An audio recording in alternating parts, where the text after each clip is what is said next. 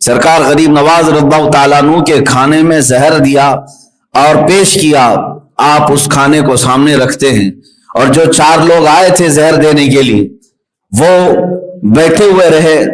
حضرت سرکار غریب نواز رضی اللہ تعالیٰ عنہ نے ایک صاف ورق منگوایا، ایک پیپر منگوایا اور اس کو قریب میں رکھا، اور پھر آپ نے پڑھ کر کے اس میں دم فرمایا۔ کھانے کے اندر جتنا صفوف زہر کا تھا وہ سب اڑ کر کے اس ورق میں آ کر جمع ہوا۔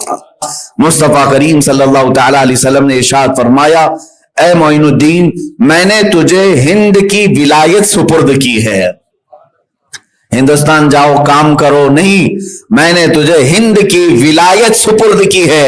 ولایت کا ایک معنی اللہ رب العزت کی دوستی ہے، ولایت کا ایک معنی، اور ایک ہے ولایت کا معنی حکومت، ایک ہے معنی حکومت۔ جیسے والی ہندوستان اورنگزیب عالمگیر کہا جاتا ہے، یعنی ہندوستان کا والی، ولایت کا جو رکھنے والا ہے۔ ولایت ایک معنی میں حکومت کا ہے اور ایک معنی اللہ رب العزت کی دوستی کا ہے۔ تو حضور اکرم صلی اللہ تعالی علیہ وسلم کی طرف سے جب یہ اعلان ہوا کہ اے معین الدین، میں نے تجھے ہند کی ولایت عطا کی، تو بزرگوں نے فرمایا اس میں دونوں معنی آ گئے، اللہ رب العزت کی ولایت بھی اور پورے ہندوستان کی حکومت و ولایت بھی آپ کو عطا کی گئی۔ اور جو رسول پاک کی زبان سے نکلا وہ ولایت چند سال کے لیے نہیں ہوتی، اسی لیے ہم دیکھ رہے ہیں 800 سال گزر گئے، اب بھی وہ ولایت باقی ہے، آج بھی وہ ولایت باقی ہے۔ مجھے بتاؤ، اجمیر معلیٰ کشاں کشاں چلے جاتے ہیں عرس غریب نواز کے موقع پر، یہ وہ لوگ ہیں جنہوں نے کبھی غریب نواز کو دیکھا ہی نہیں۔ کون ہے ہم میں سے دیکھا ہوا؟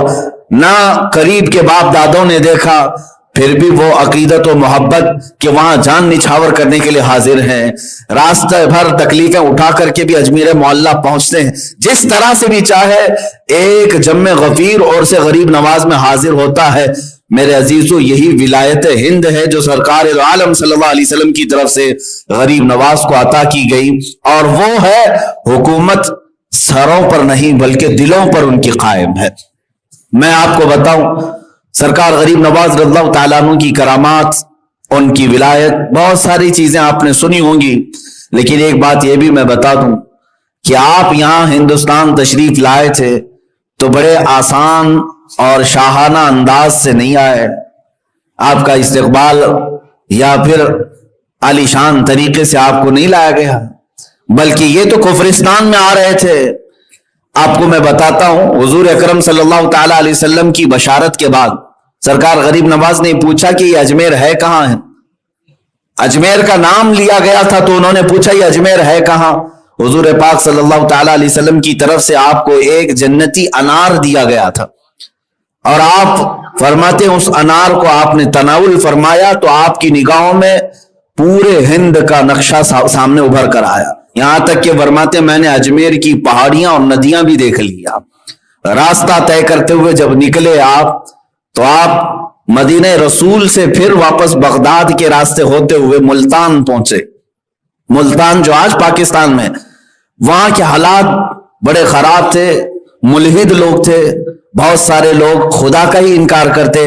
وہاں سرکار غریب نواز رضی اللہ تعالیٰ عنہ کے ساتھ کچھ لوگوں نے اس قدر سخت معاملہ کیا کہ آپ کو زہر دیا گیا، کھانے میں زہر ملا کر۔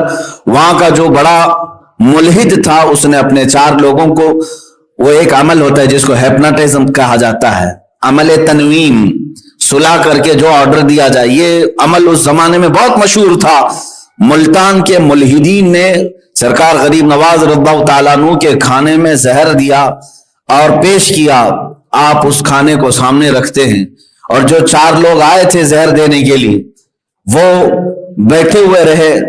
حضرت سرکار غریب نواز رضی اللہ تعالیٰ عنہ نے ایک صاف ورق منگوایا، ایک پیپر منگوایا اور اس کو قریب میں رکھا، اور پھر آپ نے پڑھ کر کے اس میں دم فرمایا۔ کھانے کے اندر جتنا صفوف زہر کا تھا وہ سب اڑ کر کے اس ورق میں آ کر جمع ہوا، اور پھر حضرت سرکار غریب نواز رضی اللہ تعالیٰ عنہ نے ان ملحدین سے کہا کہ یہ لے جاؤ، یہ زہر جس نے دیا تھا اسے واپس پہنچا دو، اللہ تبارک و تعالیٰ معین الدین کا حافظ و نگہبان ہے۔ अजीजान गिरामी वक़ार, इस रास्ते में आपको तकलीफों के इस कदर बारिशें हुई, समझ लें आप कि मशक्कतों के पहाड़ ढाए गए। इतना ही नहीं, 30 साल तक आपने क़याम फरमाया मुल्तान में, वहां तबलीग इस्लाम की खातिर। फिर वहां से लाहौर होते हुए दातागंज अली हजवेरी रज़ियल्लाहु तआला अन्हु की बारगाह में क़याम फरमाया तकरीबन 8 महीने तक। फिर वहां से दिल्ली तशरीफ लाए। ये जो आपका सफर हो रहा था, ये सफर जब शुरू हुआ, हिंदुस्तान के हालात क्या थे मैं आपको बताऊं। हिंदुस्तान में खास तौर पर अजमेर में राजा पृथ्वीराज का दौरा था। तकरीबन 52 राजे उसके अंदर में आते थे, दीगर छोटी छोटी रियासतों के सब उसे सजदे करते। उनके यहाँ सख्त तरीन फौज थी जो हर एक को शिकस्त दे देती। राजा पृथ्वीराज ने शहाबुद्दीन गौरी की 12,000 लश्कर को शिकस्त दिया था। उसे बड़ा गुरूर था, तकब्बुर था। और ये जमाना हिंद में ऐसा था कि यहाँ के हालात फारसी की किताबों में लिखे गए हैं कि उस जमाने में ऐसे हालात थे कि लोग गोबर की पूजा, पेशाब की पूजा, शर्मगाहों की पूजा, इन तमाम चीजों में तो मुलव्विस थे। और आज भी तकरीबन कुछ लोग उन कामों में मुलव्विस हैं। उस वक्त लोगों को बदअकीदा करके ऐसा बहका करके रखा गया था कि वो सिर्फ और सिर्फ चंद लोगों के पैरोकार थे। यहां तक कि शूद्र अगर किसी ब्राह्मण के सामने से गुजर जाता तो उसे आग से दाग दिया जाता, कानों में गरम तेल डाल दिया जाता। जुल्म सितम भी था यहां पर। अब उस जमाने में सरकार मोइनुद्दीन गरीब नवाज रज़ियल्लाहु तआला अन्हु हिंद तशरीफ ला रहे हैं।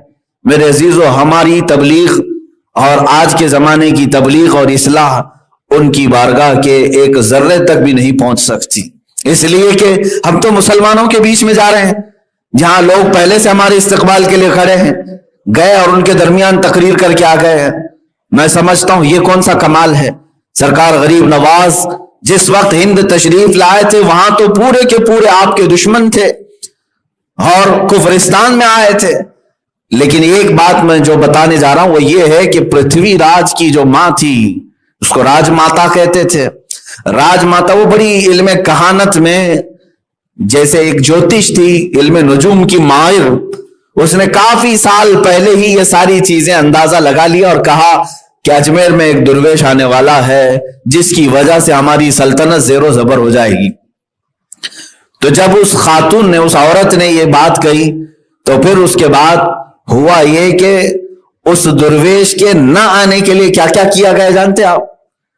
न आने के लिए ऐलान हुआ था तारागढ़ की पहाड़ियों से, जो बड़े मंदिर हैं, कहा गया कि जितने आसपास बड़े बड़े मंदिर हैं वहां के सब महंत और बड़े बड़े जो पुजारी हैं वो आ जाएं। और आग हवन किया गया। इतनी बड़ी आग लगाई गई थी कि आसमान तक आग पहुंच रही थी। सारे मंदिरों में उस दिन आवाज गूंजने लगी। इस बुनियाद पर हवन किया गया था कि कोई दुर्वेश ना आने पाए, कोई यहां पर ना आने पाए, जिसके मुतालिक राजमाता ने अपने इल्म के मुताबिक देख ली। फिर भी उनको बेकरारी हुई। उसके बाद फिर क्या किया, भूटान का एक और, भूटान जो आज भी एक छोटी सी कंट्री है, वहां से जादूगरी बड़ी मशहूर थी। एक जादूगर को जो बड़ा मशहूर था उसे लाया गया और उस राजमाता ने कहा कि मैंने अपने इल्म के मुताबिक एक ऐसी ऐसी चीज देखी है कि कोई दुर्वेश आ रहा है हिंद में, है हमारी धरती पर, और उससे हमें खतरा लायक है। क्या तू वो बता सकता है कि वो कहां है, कैसा है, कौन है? उस जादूगर ने अपने मंत्र पढ़ने शुरू की और उसके बाद 4 मुसव्विर जो आर्टिस्ट थे उनको करीब बुलाया और उसके बाद उनके सामने पानी रख करके मंत्र ऐसे पढ़े कि उस पानी में सरकार गरीब नवाज की पूरी तस्वीर आई। ये जादू और कहानत के जरिए से उन लोगों ने यहां तक कर लिया और उन मुसव्विरों ने उसको देख करके तस्वीर भी निकाल ली और फिर फैला दिया कि जो भी इस तरह के दुर्वेश को देखे उसको हमें बता दे, इसका आता पता, ये कहां रहता है, क्या है। तो फिर आपको ये भी मैं बता दूं कि अजमेर से जासूस भी निकले हर जगह के लिए। एक बहुत बड़ा उनका जासूस था राम प्रकाश, ये गया ढूंढते ढूंढते वहां पहुंच गया मुल्तान में जहां सरकार गरीब नवाज मौजूद थे। वो अपने आप को मुसलमान जाहिर किया, अमामा पहना, दाढ़ी रखा और नमाजों में शरीक होता रहा और काफी दिनों तक तलाश जुस्तजू के बाद उसे पता चला कि इस शक्ल वाले बुजुर्ग यही हैं। वहां खानकाह में हाजिर हुआ, सरकार गरीब नवाज के सुबह शाम आता रहा। एक दिन वो अकेला पा करके हमला करना चाहता था। उसके जुब्बे के अंदर खंजर छुपा ही रहता था। वो मौके की तलाश में होता कि मैं ये काम तमाम कर दूं और राजा पृथ्वीराज से ढेरों सारा इनाम हासिल कर दूं। तो राम प्रकाश इस नीयत से कई दिन तक मुल्तान में ठहरा रहा, लेकिन जिस दिन उसे मौका मिला गरीब नवाज की बारगाह में हाजिर होने का, उस वक्त रात हो चुकी थी, आधी रात। वो सोचा कि खीमे में वो अकेले होंगे, कोई नहीं। तो जैसे ही दाखिल हुआ, सरकार गरीब नवाज मुसल्ले पर बैठे हुए बेदार थे। आते ही वो बड़ी दाढ़ी वाला, बड़े अमामे वाला कदम बूसी करते हुए आया। सरकार गरीब नवाज रज़ियल्लाहु ताला अन्हु ने मुस्कुरा करके पूछा, राम प्रकाश क्या हाल है तुम्हारे? हैं राम प्रकाश क्या हाल है तुम्हारे? उसके हाथ पैर में कपकपी तारी हो गई और सरकार गरीब नवाज ने फरमाया, तकरीबन 12 दिन हो गए तुम्हें यहां आए और अब तक तुमने मुलाकात नहीं की। और उसके बाद जुमलों पर जुमले सरकार गरीब नवाज के जब पढ़ते रहे, आखिर में आपने फरमाया, अच्छा चलो कपकपी छोड़ दो, जिस काम के लिए आए वो काम तो पूरा कर दो, जिस काम की गरज से तुम आए थे वो काम तो पूरा कर दो। जुब्बे से उसने अपना खंजर निकाला और कदमों पर रखा और कहा, मैंने बड़ी जिंदगी जादू कहानत ज्योतिषों के साथ गुजारी, मगर ये जमाल गरीब नवाज का आज तक मैंने कभी नहीं देखा, जिसका दिल भी हसीन हो और चेहरा भी हसीन हो। सरकार गरीब नवाज रज़ियल्लाहु ताला अन्हु की कदमों पर गिरकर वो इस्लाम में दाखिल हुआ। उसके बाद आपने नाम जियाउर रहमान रखा। जियाउर रहमान और वही शख्स है जो अजमेर मोहल्ला तक लाने में सरकार गरीब नवाज का हम सफर और साथी रहा। ये मेरे मौला की हिकमतें हैं, हर दुश्मन के मुंह को मोड़ता है और अपने दीन की खिदमत पे लगाता है। इसीलिए इकबाल ने कहा था, हरम को मिल गए पासबां सनम खाने से। कभी रब तबारक व तआला अपने हरम पाक की हिफाजत उन लोगों से करता है जो हरम को ढाने की कोशिश करते हैं। सरकार गरीब नवाज रज़ियल्लाहु ताला अन्हु का वो ऐसा सिक्योरिटी गार्ड, बॉडी गार्ड बन करके पूरे सफर में रहा कि आप पर जान निछावर करता था जो जासूसी के लिए आया। और इधर अजमेर से हुआ यह था कि पृथ्वीराज ने ऐलान किया था, जितनी चौकियां हैं सरहद पर सब पर यह तस्वीर दी जाए और सख्त नाकाबंदी की जाए कि कोई दुर्वेश आने ना पाए, इस शक्ल वाला कोई अंदर आने ना पाए। तो सब जगह चौकियां लगाई गई थी। सरकार गरीब नवाज रज़ियल्लाहु ताला अन्हु जब लाहौर से निकलकर तशरीफ ला रहे थे, वो पंजाब का रास्ता था, अमृतसर का, भटिंडा, पटियाला, ये रास्ते से होते हुए आप सरकार गरीब नवाज हिंदुस्तान तशरीफ ला रहे थे। तो जियाउर रहमान ने पहले ही बताया कि सरकार हमारे दाखिले का कोई रास्ता पृथ्वीराज ने छोड़ा नहीं, हर जगह सख्त चौकियां हैं, कोई भी रास्ता अंदर दाखिल होने का नहीं है। और सरकार गरीब नवाज रज़ियल्लाहु ताला अन्हु ने फरमाया, ए जियाउर रहमान, अब तो कुफरिस्तान में नहीं, अब तो इस्लाम में है। अकीदा ये रख, रास्ते बादशाह नहीं बनाते, अल्लाह रब्बुल इज्जत बनाता है। आपने आयत करीमा पढ़ी और फरमाया, तुझे मालूम है कुरान में अल्लाह फरमाता है, जो अल्लाह का हो गया, अल्लाह से डरा, अल्लाह उसके लिए ऐसी जगह से रास्ता खोलता है जहां उसका गुमान भी नहीं होता। इस आयत करीमा को पढ़ करके आपने कंकरियां उछाली और कहा, चलो बताओ हमें कौन सी चौकी बंद है और कौन सा नाका बंद है। सरकार गरीब नवाज के साथ उस वक्त चंद फकीरों की जमात थी, आप उनके साथ तशरीफ ले आए। जिस चौकी से गुजरते थे, जियाउर रहमान कहता है, मैं कांपता था, लोग यहां पर कत्ल के दर पे थे, लेकिन हुजूर सरकार गरीब नवाज वहां से गुजरते जा रहे हैं, ना एक फौजी देखता है, ना एक सिपाही पूछता है, कोई करीब आता नहीं है। सरकार गरीब नवाज उन चौकियों के दरमियान से ही अंदर हिंदुस्तान तशरीफ लाए। उसने पूछा जियाउर रहमान ने, ये शक्ल भी वो आपकी पढ़ चुके, देख चुके, उसके बावजूद आपको रोकते क्यों नहीं है? सरकार गरीब नवाज ने फरमाया, देखता गरीब नवाज के जमाल को वो है जिसे अल्लाह दिखाना चाहे। अल्लाह जिसे दिखाना चाहे वो मोइनुद्दीन को देखे, और अल्लाह जिसकी आंखों को बंद कर दे उसे कोई मोइनुद्दीन नजर नहीं आता। हिंदुस्तान तशरीफ लाए। मुझे ये बातें करने में इसलिए मजा आता है मेरे अजीजों, लोग हजार रुकावटें डालें, इस्लाम किसी ऐसे दरख्त का नाम नहीं है जो मुरझा जाए। ये वो अजीम ताकतवर दरख्त है जो मजबूत जमीन के सीने को फाड़ करके भी ऊपर निकल आता है। या उस कुव्वत वाले पानी का नाम है है जिस पानी का रास्ता कोई पत्थर और चट्टान भी नहीं रोक सकती। इस्लाम तेरी नब्ज में, बल्कि शायर ने जो कहा इस्लाम की फितरत में कुदरत ने वो लचक दी है, जितना ही दबाओगे उतना ही वो उभरेगा। सरकार गरीब नवाज रज़ियल्लाहु ताला अन्हु तशरीफ लाए और दिल्ली आए। दिल्ली पहुंचते ही कोहराम मच गया, सब जगह हलचल हो गई कि वो दुर्वेश आ गया जिसकी लोगों को तलाश थी, लेकिन हिम्मत किसी की नहीं हुई। सरकार गरीब नवाज रज़ियल्लाहु ताला अन्हु जब तशरीफ लाए तो जो गुरबा और मसाकीन थे वो सब टूटे हुए आ जाते थे, इसलिए कि जुमलों में बला की तासीर थी। आप जिसके लिए दुआ फरमाते उसी दिन वो सरसब्ज और शादाब हो जाता, सैराब हो जाता। दिल्ली में एक बहुत बड़ी खबर फैली, सरकार गरीब नवाज रज़ियल्लाहु ताला अन्हु की मुअस्सिर दुआएं, आपके कमालात, आपके करामात, भीड़ लगती गई, चौकियां देखती रह गई और बहुत सारे सिपाही पकड़ने की कोशिश करते रहे, लेकिन हो नहीं सका। यहां तक कि मेरे अजीजों, अब हालात ऐसे भी आए कि सरकार गरीब नवाज रज़ियल्लाहु ताला अन्हु ने फरमाया कि अब हमें अजमेर का सफर करना है। पृथ्वीराज को खबर दे दी गई कि वो दिल्ली पहुंच गया है और अजमेर भी आने वाला है। कहा कैसे आया? कहा उन्हीं चौकियों के बीच में से आया, वहीं से आया, कोई नहीं देख पाया। तो जितनी उस रास्ते पर चौकियां थी, जितने फौजी थे, सबका उसने कत्ल करवाया, सबको मार डाला, कत्ल करवाया और अजमेर की धरती के आसपास और सख्त पहरे लगाए। उसकी मां ने बुलाया और कहा मैं इल्मे कहानत में देख चुकी, अब इस दुर्वेश का रास्ता रोकना बेकार है, छोड़ दे और इसके साथ जोर जबरदस्ती ना कर, वरना जिल्लत और रुसवाई होगी और बड़ी बुरी मौत मारे जाएंगे।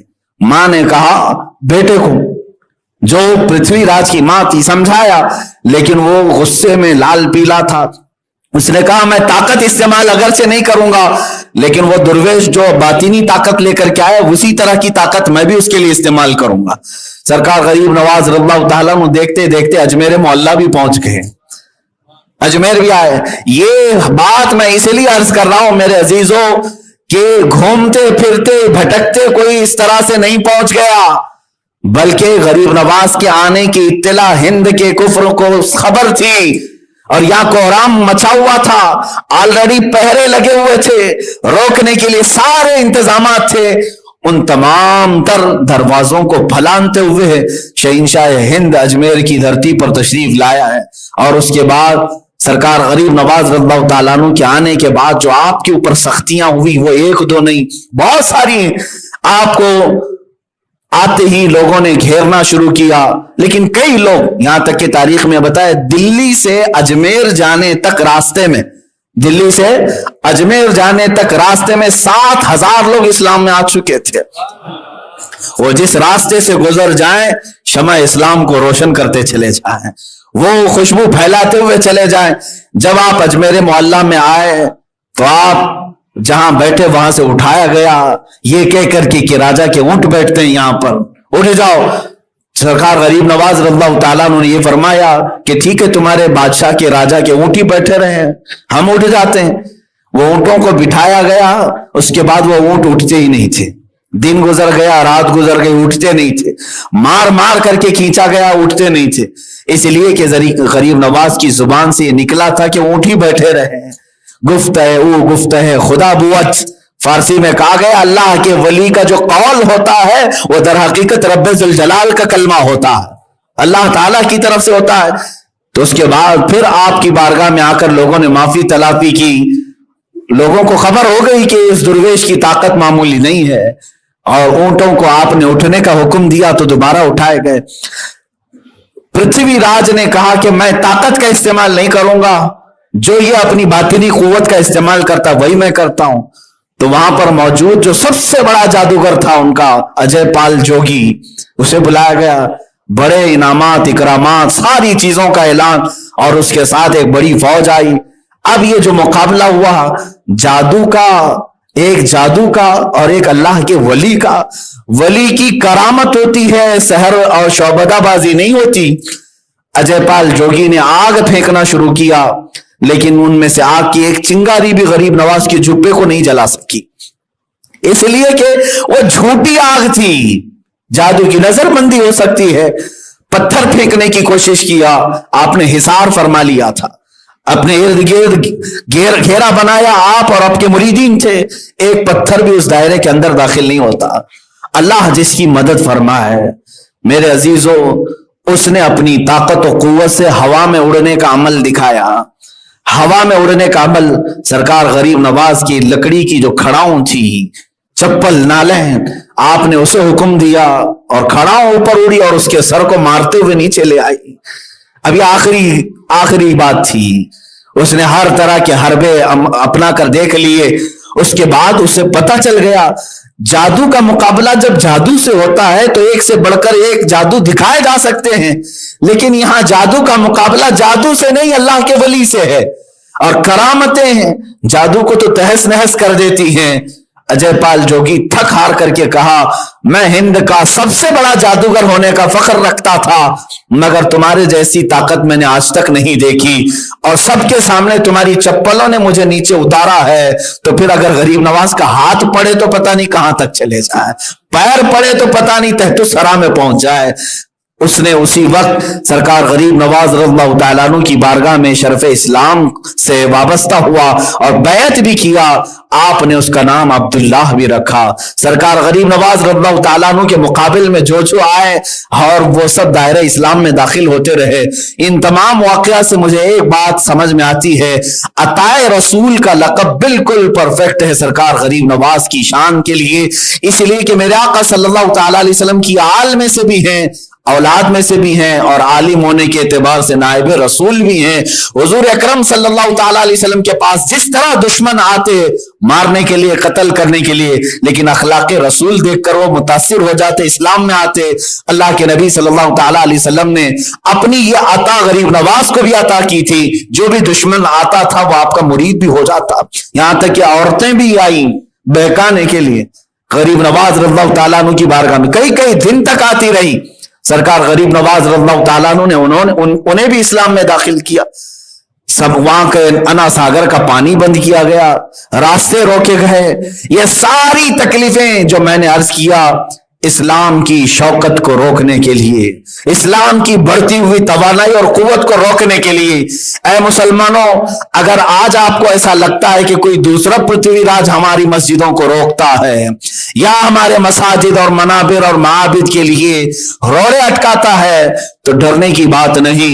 जो गरीब नवाज की कौम हिंद में आबाद है, इंशाअल्लाह अज़ीज, जैसे अजमेर मोहल्ला में मेरे मौला ने मदद फरमाई थी, हिंद के गरीब नवाज के मुरीदीन की आज भी मौला वैसी मदद नाजिल फरमाएगा। शर्त यह है कि ये हिंदी मुसलमान सरकार गरीब नवाज के मिशन पर तो आ जाएं, आप अपने मिशन पर आ जाएं, आप अपनी तवानाई और कुव्वत यहां पर दुनिया हासिल करने के लिए, अय्याशी के लिए ना लगाओ। ऐ जवानों, ऐ नौजवानों, तुम्हें तो एक कोई हुस्न वाली परी दिखा दी जाए, ईमान खराब हो जाए, लोग दौलत दिखा दें तो तुम अपना सारा मनसब छोड़कर उधर चले जाओ।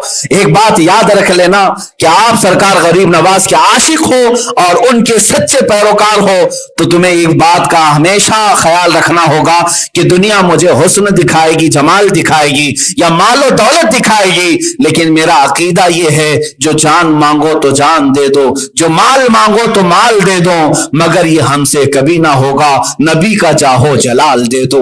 इस अकीदे के साथ अगर जीता रहा मुसलमान, तो मैं समझता हूं तुम्हें क्या, तुम्हारी जूतियों को भी खरीदने की किसी के अंदर ताकत नहीं होगी, कोई नहीं खरीद सकेगा। सरकार गरीब नवाज रज़ियल्लाहु ताला अन्हु की बारगाह में हम आज अकीदतमंदाना तरीके से खिराज अकीदत पेश करते हैं। आज छठी शरीफ है, उर्स गरीब नवाज है। अजमेर मोहल्ला में एक समा बदा होगा, नूरानी बरखा बरस रही होगी, आपकी तुरबत अनवर पर अल्लाह की हजारों रहमतें नाजिल हो रही होंगी, इसलिए कि वो सुल्तानुल औलिया है। और जब आपका उर्स मुबारक होता है, औलिया कामिलीन ने यह लिखा है, हिंद के सारे औलिया कराम सरकार गरीब नवाज के दरबार पर हाजिरी देते हैं और वहां मौजूद होते हैं। वो कैसा समा होगा जब सरकार गरीब नवाज दूल्हे की शक्ल में मजहरी पर आराम फरमा हो और आपके किसी जानिब बख्तियार काकी हो, कहीं निजामुद्दीन औलिया हो, साबिर कलियरी हो, फरीदुद्दीन गंजे शकर हो, اور اولیاء کاملین کی ایک بڑی جماعت آپ کے پاس موجود ہو. اگرچہ ہم اجمیر نہیں پہنچ سکے لیکن ہمارے دل آج بھی اجمیر معلیٰ میں ہیں. ہماری روحیں تربت غریب نواز کے بوسے لینے کے لیے بے قرار ہے. عزیزان گرامی وقار، وہ سرکار غریب نواز ہے جن کا نام لوگ کم جانتے ہیں. نام آپ کا معلوم ہے؟ سرکار غریب نواز رضی اللہ تعالیٰ عنہ کا نام حسن ہے. حسن نام سے بہت کم لوگ جانتے ہیں، لیکن جو القاب ہیں آپ کے، یا تو معین الدین سے جانتے ہیں یا تو غریب نواز سے جانتے ہیں. یہی دو چیزوں کی ہمیں ضرورت بھی ہے. معین الدین کا مطلب ہوتا ہے دین کی مدد کرنے والا، اور غریب نواز کا مطلب ہوتا ہے غریبوں کو نوازنے والا. ہمیں یہی دو چیزیں تو چاہیے ہی، ہمارے دین کی وہ مدد کرے اور ہماری غریبی میں وہ غریب نوازی کرے. یہی دو چیزیں، اسی لیے اللہ تعالیٰ نے ہمارے درمیان انہیں انہی دو القاب سے مشہور رکھا ہے. خواجہ عثمان ہارونی رضی اللہ تعالیٰ عنہ کی بارگاہ یہ جو آپ کو لقب دیا گیا ہے اس کی ایک وجہ میں بتا دوں. یہ دمشق کے یا بغداد کے کسی مسجد میں آپ بیٹھے ہوئے تھے. آپ کے پیر و مرشد خواجہ عثمان ہارونی بھی، خواجہ اوحد الدین کرمانی اور کئی اولیاء جو غریب نواز کے ہم اثر ہیں، ان کے زمانے کے وہ بیٹھے ہوئے تھے، اور اس وقت سبوں نے اپنی اپنی ایک کرامت کا اظہار کیا. سرکار خواجہ عثمان ہارونی نے فرمایا کہ جو تم اپنی اپنی منازل طے کیے ہو بتاؤ، کہاں کہاں تک اپنے مقامات پر پہنچے ہو. ایک بزرگ نے اپنے مصلے کے نیچے سے ہاتھ ڈال کر سونے کے سکے نکالے اور پیش کیا کہ میں جب کبھی اپنے مصلے کے نیچے ہاتھ ڈالوں اللہ تعالیٰ مجھے سونے اور جواہرات عطا فرماتا. اس میں خواجہ اوحد الدین کرمانی تھے. وہ اپنا جو عصا رکھتے تھے، عصے کو انہوں نے یوں مارا تو پورا عصا جواہرات کا یعنی چاندی کا بن گیا، اور اس پر قسم قسم کے جواہرات تھے. اور ایک بزرگ نے مصلے کو کہا کہ اوپر اٹھ جا، تو بغیر کسی سہارے کے وہ ہوا میں موجود تھا. اسی اثنا میں سرکار غریب نواز خاموش بیٹھے تھے. خواجہ عثمان ہارونی نے فرمایا معین الدین تم بھی اپنی کچھ چیزیں بتاؤ. تو بڑے اصرار کے بعد آپ نے اپنے جبے میں ہاتھ ڈالا اور گرم گرم دو روٹیاں نکال کر رکھ دیں. پکی ہوئی دو روٹیاں تھی. تو دوسرے اولیاء کاملین نے اپنے بڑے بڑے جو کرامات دکھائے، کسی نے سونے، جواہرات، چاندی اور بہت ساری چیزیں. اس میں روٹیوں کی کیا قیمت؟ تو سب وہاں رکھے ہوئے تھے، سونے، جواہرات، چاندیاں، اس میں دو روٹیاں بھی رکھی ہوئی تھی. خواجہ عثمان ہارونی دیکھ کر مسکرا رہے تھے. اسی اثنا میں ان درویشوں کے درمیان ایک فقیر آیا اور کہا اے اللہ والوں کی مجلس، اے اللہ والوں، تمہارے گھر سے اور تمہارے دربار سے کوئی منگتا مایوس نہیں جاتا. بڑا بھوکا ہوں، بہت دیر کا بھوکا ہوں، مجھے تم لوگ کچھ کھلا دو. اس فقیر کو بلایا. خواجہ عثمان ہارونی نے اس سے وہ سونے کے سکے سب دے دیے. کہا لے کھا لے. اس نے کہا مجھے بھوک لگی ہے، بھوک لگی ہے. چاندی دے دیا، اس کو کھا لے پیٹ بھر جائے گا. اس نے کہا نہیں، وہ جو آپ کے سامنے دو روٹیاں رکھی ہیں وہ مجھے چاہیے. خواجہ عثمان ہارونی نے وہ روٹیاں اٹھائی اور دی، اور سارے اولیاء جو بیٹھے تھے ان سے کہا تم سبوں نے اپنی اپنی کرامات دکھائی اپنی جگہ پر، لیکن میرا معین الدین وہ دکھایا جو غریبوں کی ضرورت ہے، جو امت مصطفیٰ کی ضرورت ہے. سرکار غریب نواز رضی اللہ تعالیٰ عنہ کو غریب نواز اس دن سے کہا جانے لگا. بلکہ اور بھی دیگر وجہ تسمیہ کے واقعات بیان کیے جاتے ہیں. آج ہم سب کی عقیدت اجمیر معلیٰ سے وابستہ ہے. اے مسلمانوں، آخری میں آپ سب کو یہ نصیحت کرنا چاہوں گا، اب ہندوستان کا ماحول خراب کرنے کی کوششیں کی جا رہی ہیں. کچھ لوگ زہر اگل رہے ہیں، کچھ سادھو سنت پنڈت جنہوں نے سرکار غریب نواز کی شان میں گستاخیاں کی، میں ان کی سخت ترین مذمت کرتا ہوں اور انتظار کرتا ہوں چند دنوں کے بعد تمہارا بھی وہی حال ہوگا جو پرتھوی راج کا ہوا تھا. یا تو پھر انتظار کرو کہ کوئی کھڑاؤں آئے جو تمہارے سروں پر بھی پڑے. اللہ رب العزت یا تو انہیں ہدایت دے یا تو پھر ہلاک فرمائے. جو غریب نواز کی شان میں ہرزہ سرائی کرتے ہیں، اللہ رب العزت نے سچ فرمایا من عادى لی ولیا فقد آذنته بالحرب، جس نے میرے ولی سے دشمنی کی میں اس کو اپنے ساتھ جنگ کا اعلان کرتا ہوں. جس کی ہمت ہے وہ اللہ سے جنگ کرے. جنہوں نے چھیڑا ہے غریب نواز کو وہ در حقیقت اللہ سے جنگ کو چھیڑ چکے ہے، وہ کسی اور کی طرف سے نہیں، تاج العلماء نورانی میاں صاحب کی طرف سے. سادات کی چوچا کا پیغام لے کر دو بندے میرے پاس حاضر آئے اور وہ خصوصی آفس کی ملاقات لے کر، مجھے آج بھی وہ بات یاد ہے. میں نے واپس وہیں بیٹھ کر کے تحریر بھی لکھ کر دی تھی، پہنچی یا نہیں پہنچی معلوم نہیں. بہرحال یہ ایک بات ہے میرے عزیزو، اس وقت گھبراہٹ میں ایسا ہوتا تھا کہ ہمارے ساتھ ایسا کیوں ہے، ہم دین کا ہی تو کام کر رہے تھے۔ میں نے ایک حدیث پڑھی، اس کے بعد سے پھر یہ سب چیزیں بھول گیا۔ حضرت ابو جندل کی بات میں کہہ رہا ہوں، کفار مکہ، مشرکین مکہ نے 6 سال تک قید میں رکھا اور حضور ہجرت کر کے چلے بھی گئے۔ 6 سال کے بعد حضور تشریف لائے۔ کتنے سال ہو گئے؟ 12 سال ہو گئے۔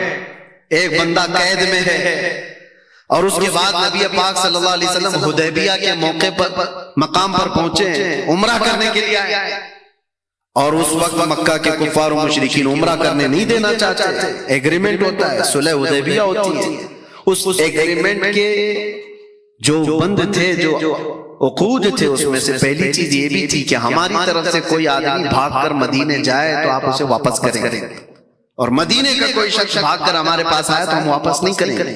یہ مان لی گئی تھی یہ شرطیں، جو ٹرمز اینڈ کنڈیشنز بنے تھے نا ایگریمنٹ کے، اس میں یہ چیز تھی۔ اللہ کے نبی صلی اللہ تعالیٰ علیہ وسلم اس کو مان لیے تھے، لیکن ابھی دستخط نہیں ہوئی تھی دونوں کے درمیان، قریش اور حضور کے درمیان، مکہ کے کافروں اور حضور کے درمیان ایگریمنٹ۔ اسی اثنا میں وہ ابو جندل صحابی جو سالوں سے جیل میں تھے، دروازہ توڑ کر نکل آیا ہے۔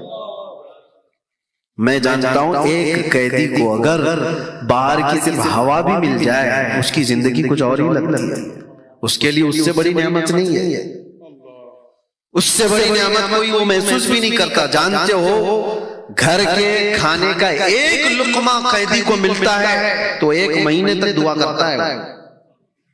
ہاں، یہ دیکھی ہوئی بات میں بتا رہا ہوں، ایک لقمہ مل جائے گھر کا۔ ایسے حالات میں اگر کوئی دروازہ توڑ کر جیل سے باہر آ گیا، اور 1400 کے قریب صحابہ حدیبیہ کے موقع پر وہاں موجود ہیں، سب میں آ کر مل گئے، زخم دکھا رہے ہیں اپنے پیٹھ کے، کافروں نے کتنا مارا، ظالموں نے کتنا مارا، اتنے سالوں سے قید میں، صحابہ نے گلے لگا دیے، آ گیا ہمارا بھائی ہمارے ہاتھ۔ سوچو اپنا بندہ جب کوئی اپنے پاس آ جائے اور قیدی بھی چھوٹ کر کے اپنوں میں چلے جائے تو دنیا الگ ہو جاتی ہے، لیکن کافروں کو جیسی پتہ چلا، کافروں کو پتہ چلا کہ ہمارا ایک قیدی چھوٹ کر کے گیا ہے مسلمانوں کے پاس، تو آئے حضور صلی اللہ علیہ وسلم کے پاس کہنے لگے کہ ہمارا اور آپ کا جو ایگریمنٹ ہوا ہے، ہمارا کوئی بندہ بھاگ کر آپ کے پاس جائے گا تو آپ اس کو واپس کریں گے، تو اس ایگریمنٹ کے بیس پر آپ ہمارے قیدی کو واپس کیجیے، جو چھوٹ کر کے ہمارے پاس سے گیا ہے اس کو واپس کیجیے۔ حضور نے کہا کہاں ہے ابو جندل؟ صحابہ نے ان کو چھپا دیا، کہا نہیں، کیسے دیں گے، ہمارا اپنا بھائی چھوٹ کے آیا ہے۔ اور وہ ابو جندل کہنے لگے کہ مجھے اتنا مارا گیا، اتنے سالوں سے میں ظلم سہ رہا ہوں، کیا مجھے واپس کیا جائے گا؟ حضور صلی اللہ علیہ وسلم نے صحابہ سے کہا کہ ابو جندل کو واپس کر دو۔ یہ کیسی بات تھی میرے عزیزو، ظاہراً کسی کو لگے گا یہ کیسا انصاف ہے، لیکن وہ رحمت للعالمین ہے، وہ رحمت للعالمین ہے، کوئی کام رحمت کے بغیر تو نہیں کر سکتے۔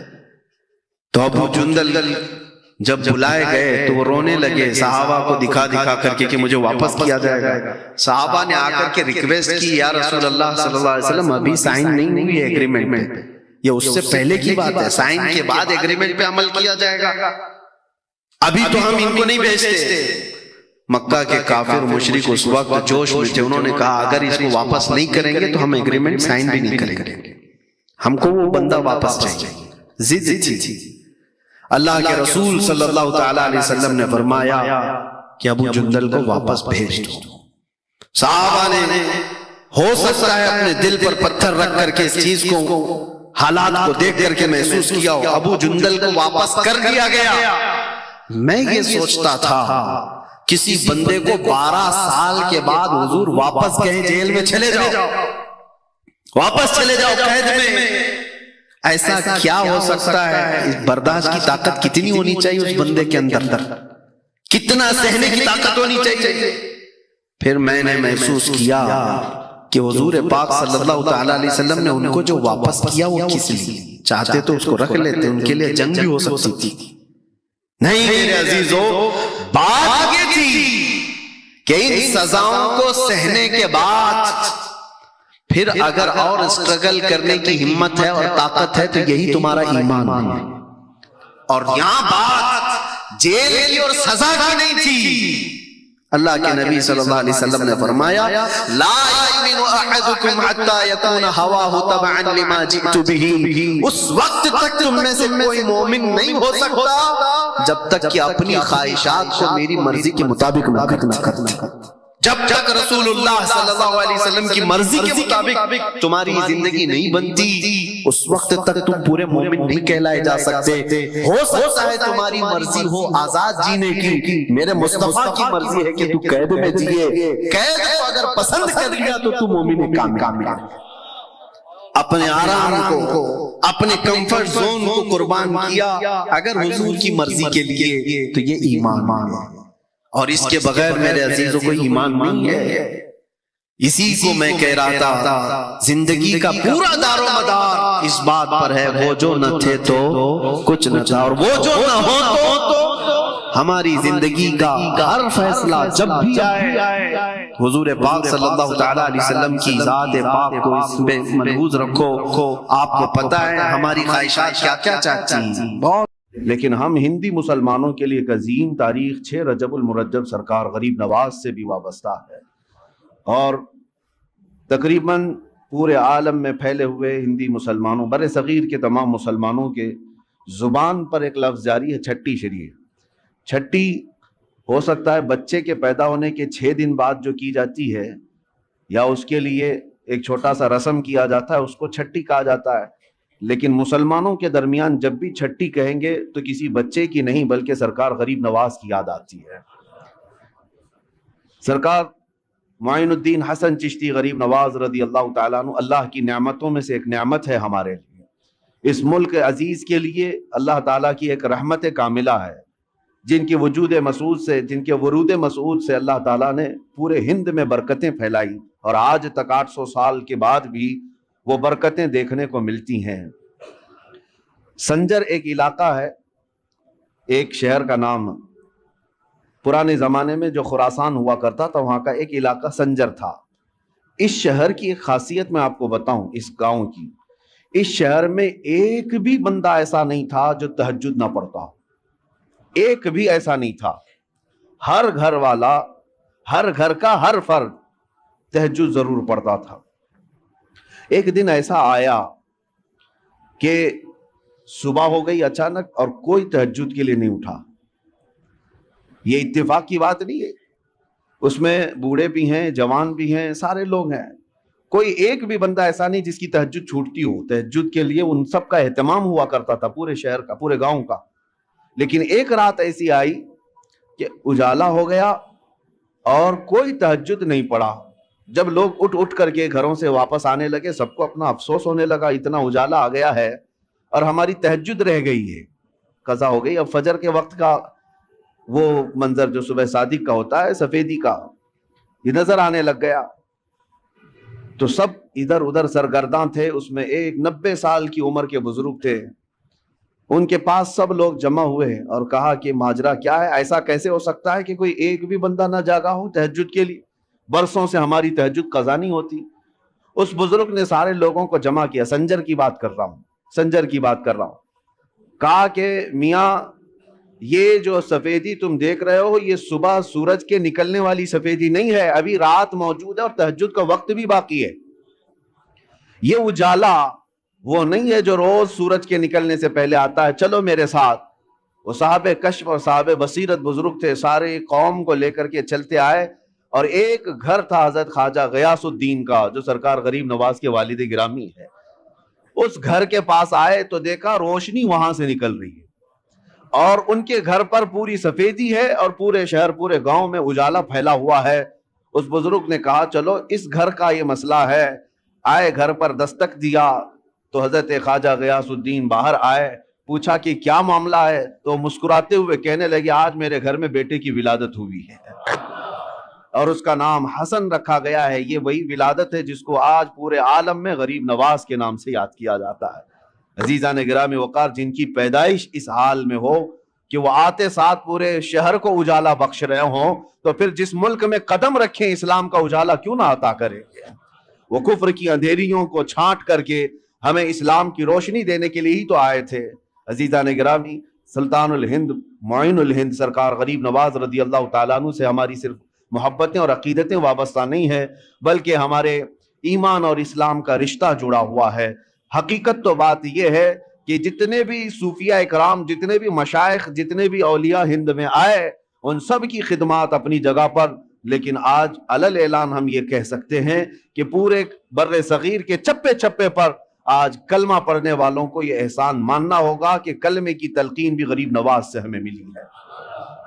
سلطان الہند سرکار غریب نواز رضی اللہ تعالیٰ عنہ کی بے انتہا وسعتیں، محنتیں، ان کی کاوشیں تھی، جس کی وجہ سے اسلام آج ہر جگہ یہاں پر پھیلا ہوا اور چمک رہا ہے، اور اسی وجہ سے اب ہمیں ڈرنا بھی نہیں چاہیے کہ یہ غریب نواز کا پھیلایا ہوا دین ہے۔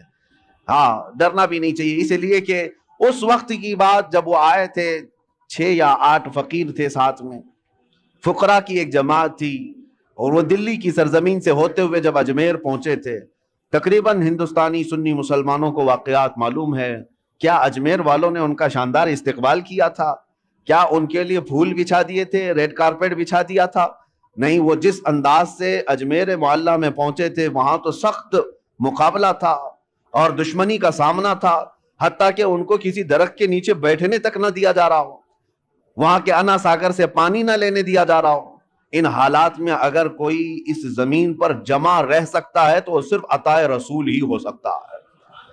قرآن کہتا ہے جو لوگوں کو نفع دیتا ہے زمین میں وہ برقرار رہتا ہے، اور جو جھاگ ہے وہ اڑ کر چلا جاتا ہے، جو جھاگ ہے، کچرا ہے، وہ اڑ کر چلا جاتا ہے۔ سرکار غریب نواز یہاں تشریف لائے تھے، کسی کا قتل اور کسی کا خون کرنے نہیں آئے تھے، وہ انسانوں کو، اللہ کی مخلوق کو نفع پہنچانے آئے، جس کی وجہ سے آج تک زمین پر وہ برقرار ہیں۔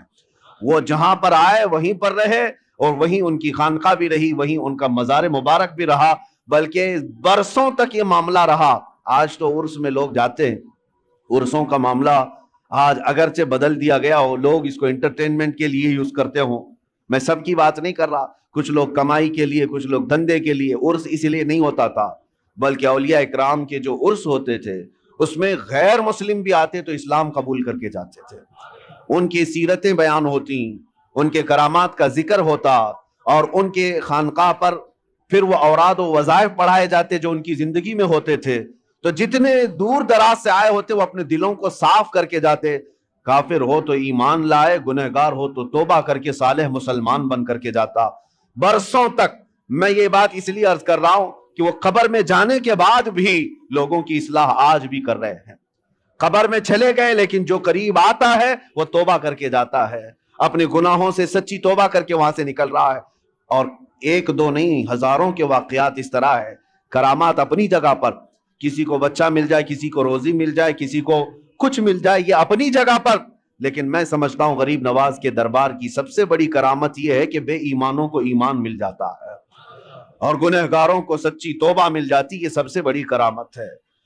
عزیزان گرامی وقار، آپ کا آنا ہندوستان اس طرح سے نہیں ہے جیسے بادشاہ لوگ یہاں پر آئے، تیمور آیا یا پھر علاؤ الدین خلجی کی بات ہے، احمد شاہ ابدالی کی بات ہے، جن کے ذکر سے لوگ آج پریشان بھی ہوتے ہیں۔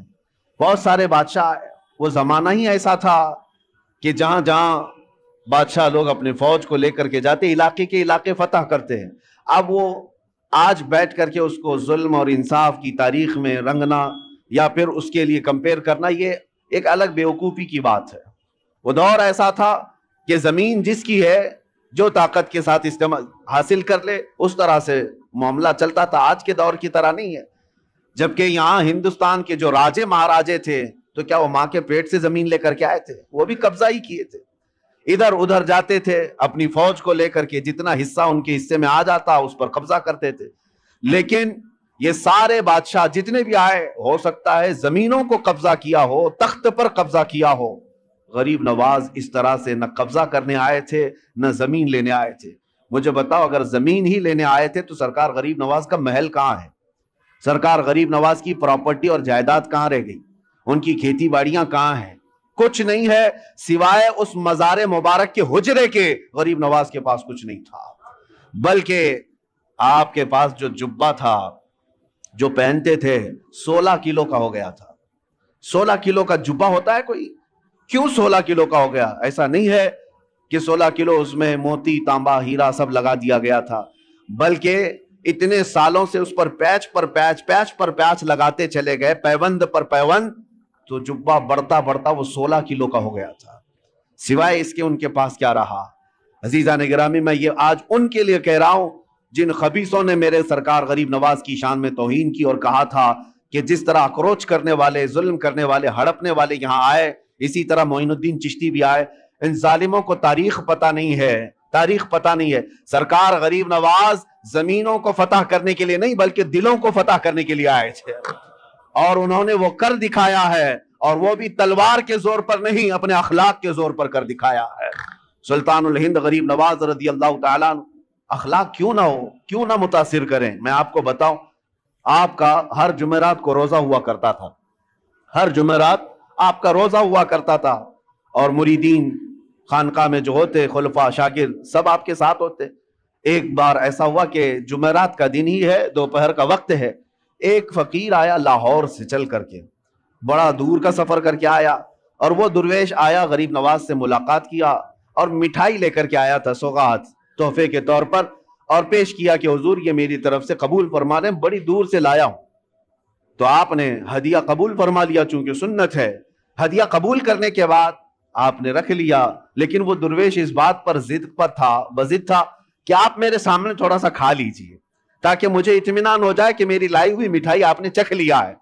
آپ نے فرمایا میں کھا لوں گا۔ اس نے کہا نہیں، مجھے ایک بار آپ کو کھاتے ہوئے دیکھنا ہے، یہ میرے ہاتھوں سے لی ہوئی مٹھائی ہے۔ آپ نے ڈبہ کھولا اور مٹھائی لی اور کھا لیا۔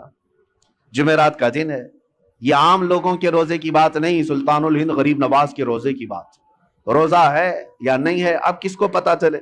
آپ نے مٹھائی خوب کھا لی، جتنا کھانا تھا، اور وہ اس کا دل خوش ہو گیا۔ اس کے جانے کے بعد مریدین خلفاء پوچھنے لگے حضور کیا ماجرا ہے؟ برسوں سے تو یہ معمول ہے کہ جمعرات کا آپ کا روزہ ہوا کرتا ہے، آج روزہ تھے نہیں یا کیا ہے کہ آپ نے روزہ توڑ دیا اس مٹھائی کے لیے؟ غریب نواز رضی اللہ تعالیٰ عنہ نے فرمایا میرا معمول ویسی ہی تھا، جو جمعرات کا روزہ تھا آج بھی تھا، لیکن میں نے مٹھائی کھا لی۔ وجہ یہ ہے کہ روزے کی قضا ہو سکتی ہے، دل کے ٹوٹنے کی قضا کیسے ہو؟ اس کا دل اگر ٹوٹ جائے، میرا تو روزہ نفل تھا، فرض روزہ نہیں ہے، نفل روزہ ہے، ٹوٹے گا تو پھر میں قضا کر لوں گا، لیکن اس فقیر کا، اس درویش کا جو اتنی دور سے سوغات لے آیا ہے، دل ٹوٹ جائے تو اس کے دل کو جوڑنا میرے لیے اور سخت کام۔ یہ وہ اخلاق تھے جنہوں نے پورے دلوں پر حکومت کی ہے، یہ وہ اخلاق تھے جنہوں نے پورے دلوں پر راج کیا ہے۔ عزیزان گرامی وقار، سلطان الہند غریب نواز رضی اللہ تعالیٰ عنہ کے پوری سیرت میں ظلم کا ایک آنا یا ایک کائی برابر دکھا دے کوئی، میں مان لوں کہ آپ نے کسی پر سختیاں کی ہیں، ناجائز طریقے سے ظلم کر کے کسی چیز کو قبضایا ہے، کبھی ایسا نہیں دکھا سکتا۔ تاریخ کے جھروکوں میں جھانک کر کے دیکھے، ہماری نہیں غیروں کی لکھی ہوئی تاریخ سے بھی لا کر کے دکھا دو، غیروں کی تاریخ سے۔ یہاں پر جب آئے تھے ظلم کسی اور نے کیا ہے وہ یہ بتا نہ سکیں گے۔ ایک بار سے آئے ہوئے درویش مہمان کے لیے اس کے پاس کچھ نہیں تھا، نہ ہاتھی گھوڑا تھا، نہ تیر تلوار تھے، فقط ایک گدڑی پہنے ہوئے جب ہندوستان کی سرزمین پر آیا تھا تو اس کے مقابل میں عام لوگ نہیں اترے تھے، وقت کے راجے اتر گئے تھے۔ ہاں، راجہ پرتھوی راج اپنی ایک شان رکھتا تھا، فوج رکھتا تھا، ساری چیزیں، ایک درویش سے لڑنے کی کیا ضرورت تھی؟ ایک فقیر جو کوئی تلوار نہیں رکھتا، کوئی ہتھیار نہیں رکھتا، راجہ کو اس کے مقابل میں اترنے کی کیا ضرورت تھی؟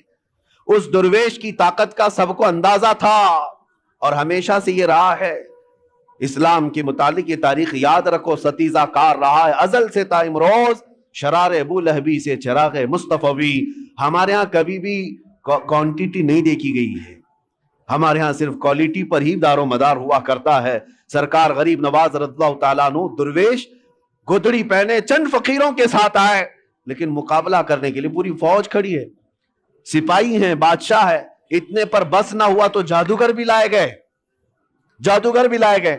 अन्ना सागर का वो मकाम आज भी मौजूद है, सबसे पुराने मंदिरों में। वहां पर एक जादूगर भी रहा करता था जो कभी बाहर भी नहीं आया था। और उसके बाद जब उस तक बादशाह राजा की ये बात पहुंचाई गई कि एक दुर्वेश ऐसा आया है जो चमत्कार पे चमत्कार करता है और लोग उसके दीवाने होते चले जा रहे हैं, आप कुछ उसकी रोकथाम के लिए करें। उसने तकरीबन 300 या 500 पुजारियों को बुलाया, सबको मंत्र दिए, कहा कि हम उसका मुकाबला करेंगे। ये मैं आपसे इसलिए अर्ज कर रहा हूं कि हमेशा तारीख को ये देखते आए हक और बातिल का मुकाबला, और अल्लाह तबारक व तआला हक को हमेशा गालिब रखता है। एक दुर्वेश के मुकाबले के लिए 300 या 500 लोगों को मंत्र दिए गए, पढ़ाए गए, ट्रेनिंग की दी गई, और उसके बाद उसी पहाड़ी के दामन में आपको बुलाया गया। आपके आने से पहले वो सब लोगों ने देखा नहीं था कौन आने वाला है। आम मुकाबलों की तरह इस मुकाबले के लिए भी तैयार थे, जादू टोने के जरिए से। आने वाला कौन है किसी को पता नहीं था। लेकिन जब सुल्तानुल हिंद गरीब नवाज अताए रसूल हैं, चेहरे पर मेरे मुस्तफा की वजाहत मौजूद है, नूर टपकता था पेशानी पर, जब आप तशरीफ लाए, जब वहां पहाड़ियों के दामन में करीब आए, तो बड़े साधु ने कहा कि अपने मंत्र पढ़ना शुरू कर दो ताकि उस पर अब असर शुरू हो जाए। अजीब हालत है कि हमने तारीख में देखा कि वो 300 के 300 दौड़ते हुए गए, ला इलाहा इल्लल्लाह, ला इलाहा इल्लल्लाह, ला इलाहा इल्लल्लाह, ये करते हुए उनके करीब आए। और उसके बाद सरकार गरीब नवाज रज़ियल्लाहु तआला अन्हु के कदमों में हो गिरे। आपने सबको उठाया जो बरसों से किसी जाप में थे लेकिन वो मुरीदीन के हलके में शामिल हुए। उस वक्त जो बड़े बड़े लोग जादू वाले थे, उन्होंने ये ऐलान किया कि ये जादूगर नहीं है जिससे हम मुकाबला कर रहे हैं, जादू का मामला अलग होता है। इसके पास जो जुबान है वो कोई और है जो दिलों को भी खरीद लिया करती है। अजीजान गिरामी वक़ार, मुकाबले तो होते रहे, वो तन्हा रहे, लेकिन अल्लाह रब्बुल इज्जत की जात पर तवक्कुल और यकीन ऐसा था। आपको मैं एक बात बता दूं, ये वो दौर था जब आप हिंदुस्तान आ रहे थे। शिहाबुद्दीन गौरी, उसने कई मर्तबा हमले किए थे पृथ्वीराज के साथ और कई राजाओं के साथ, लेकिन शिकस्त खा करके जाता था।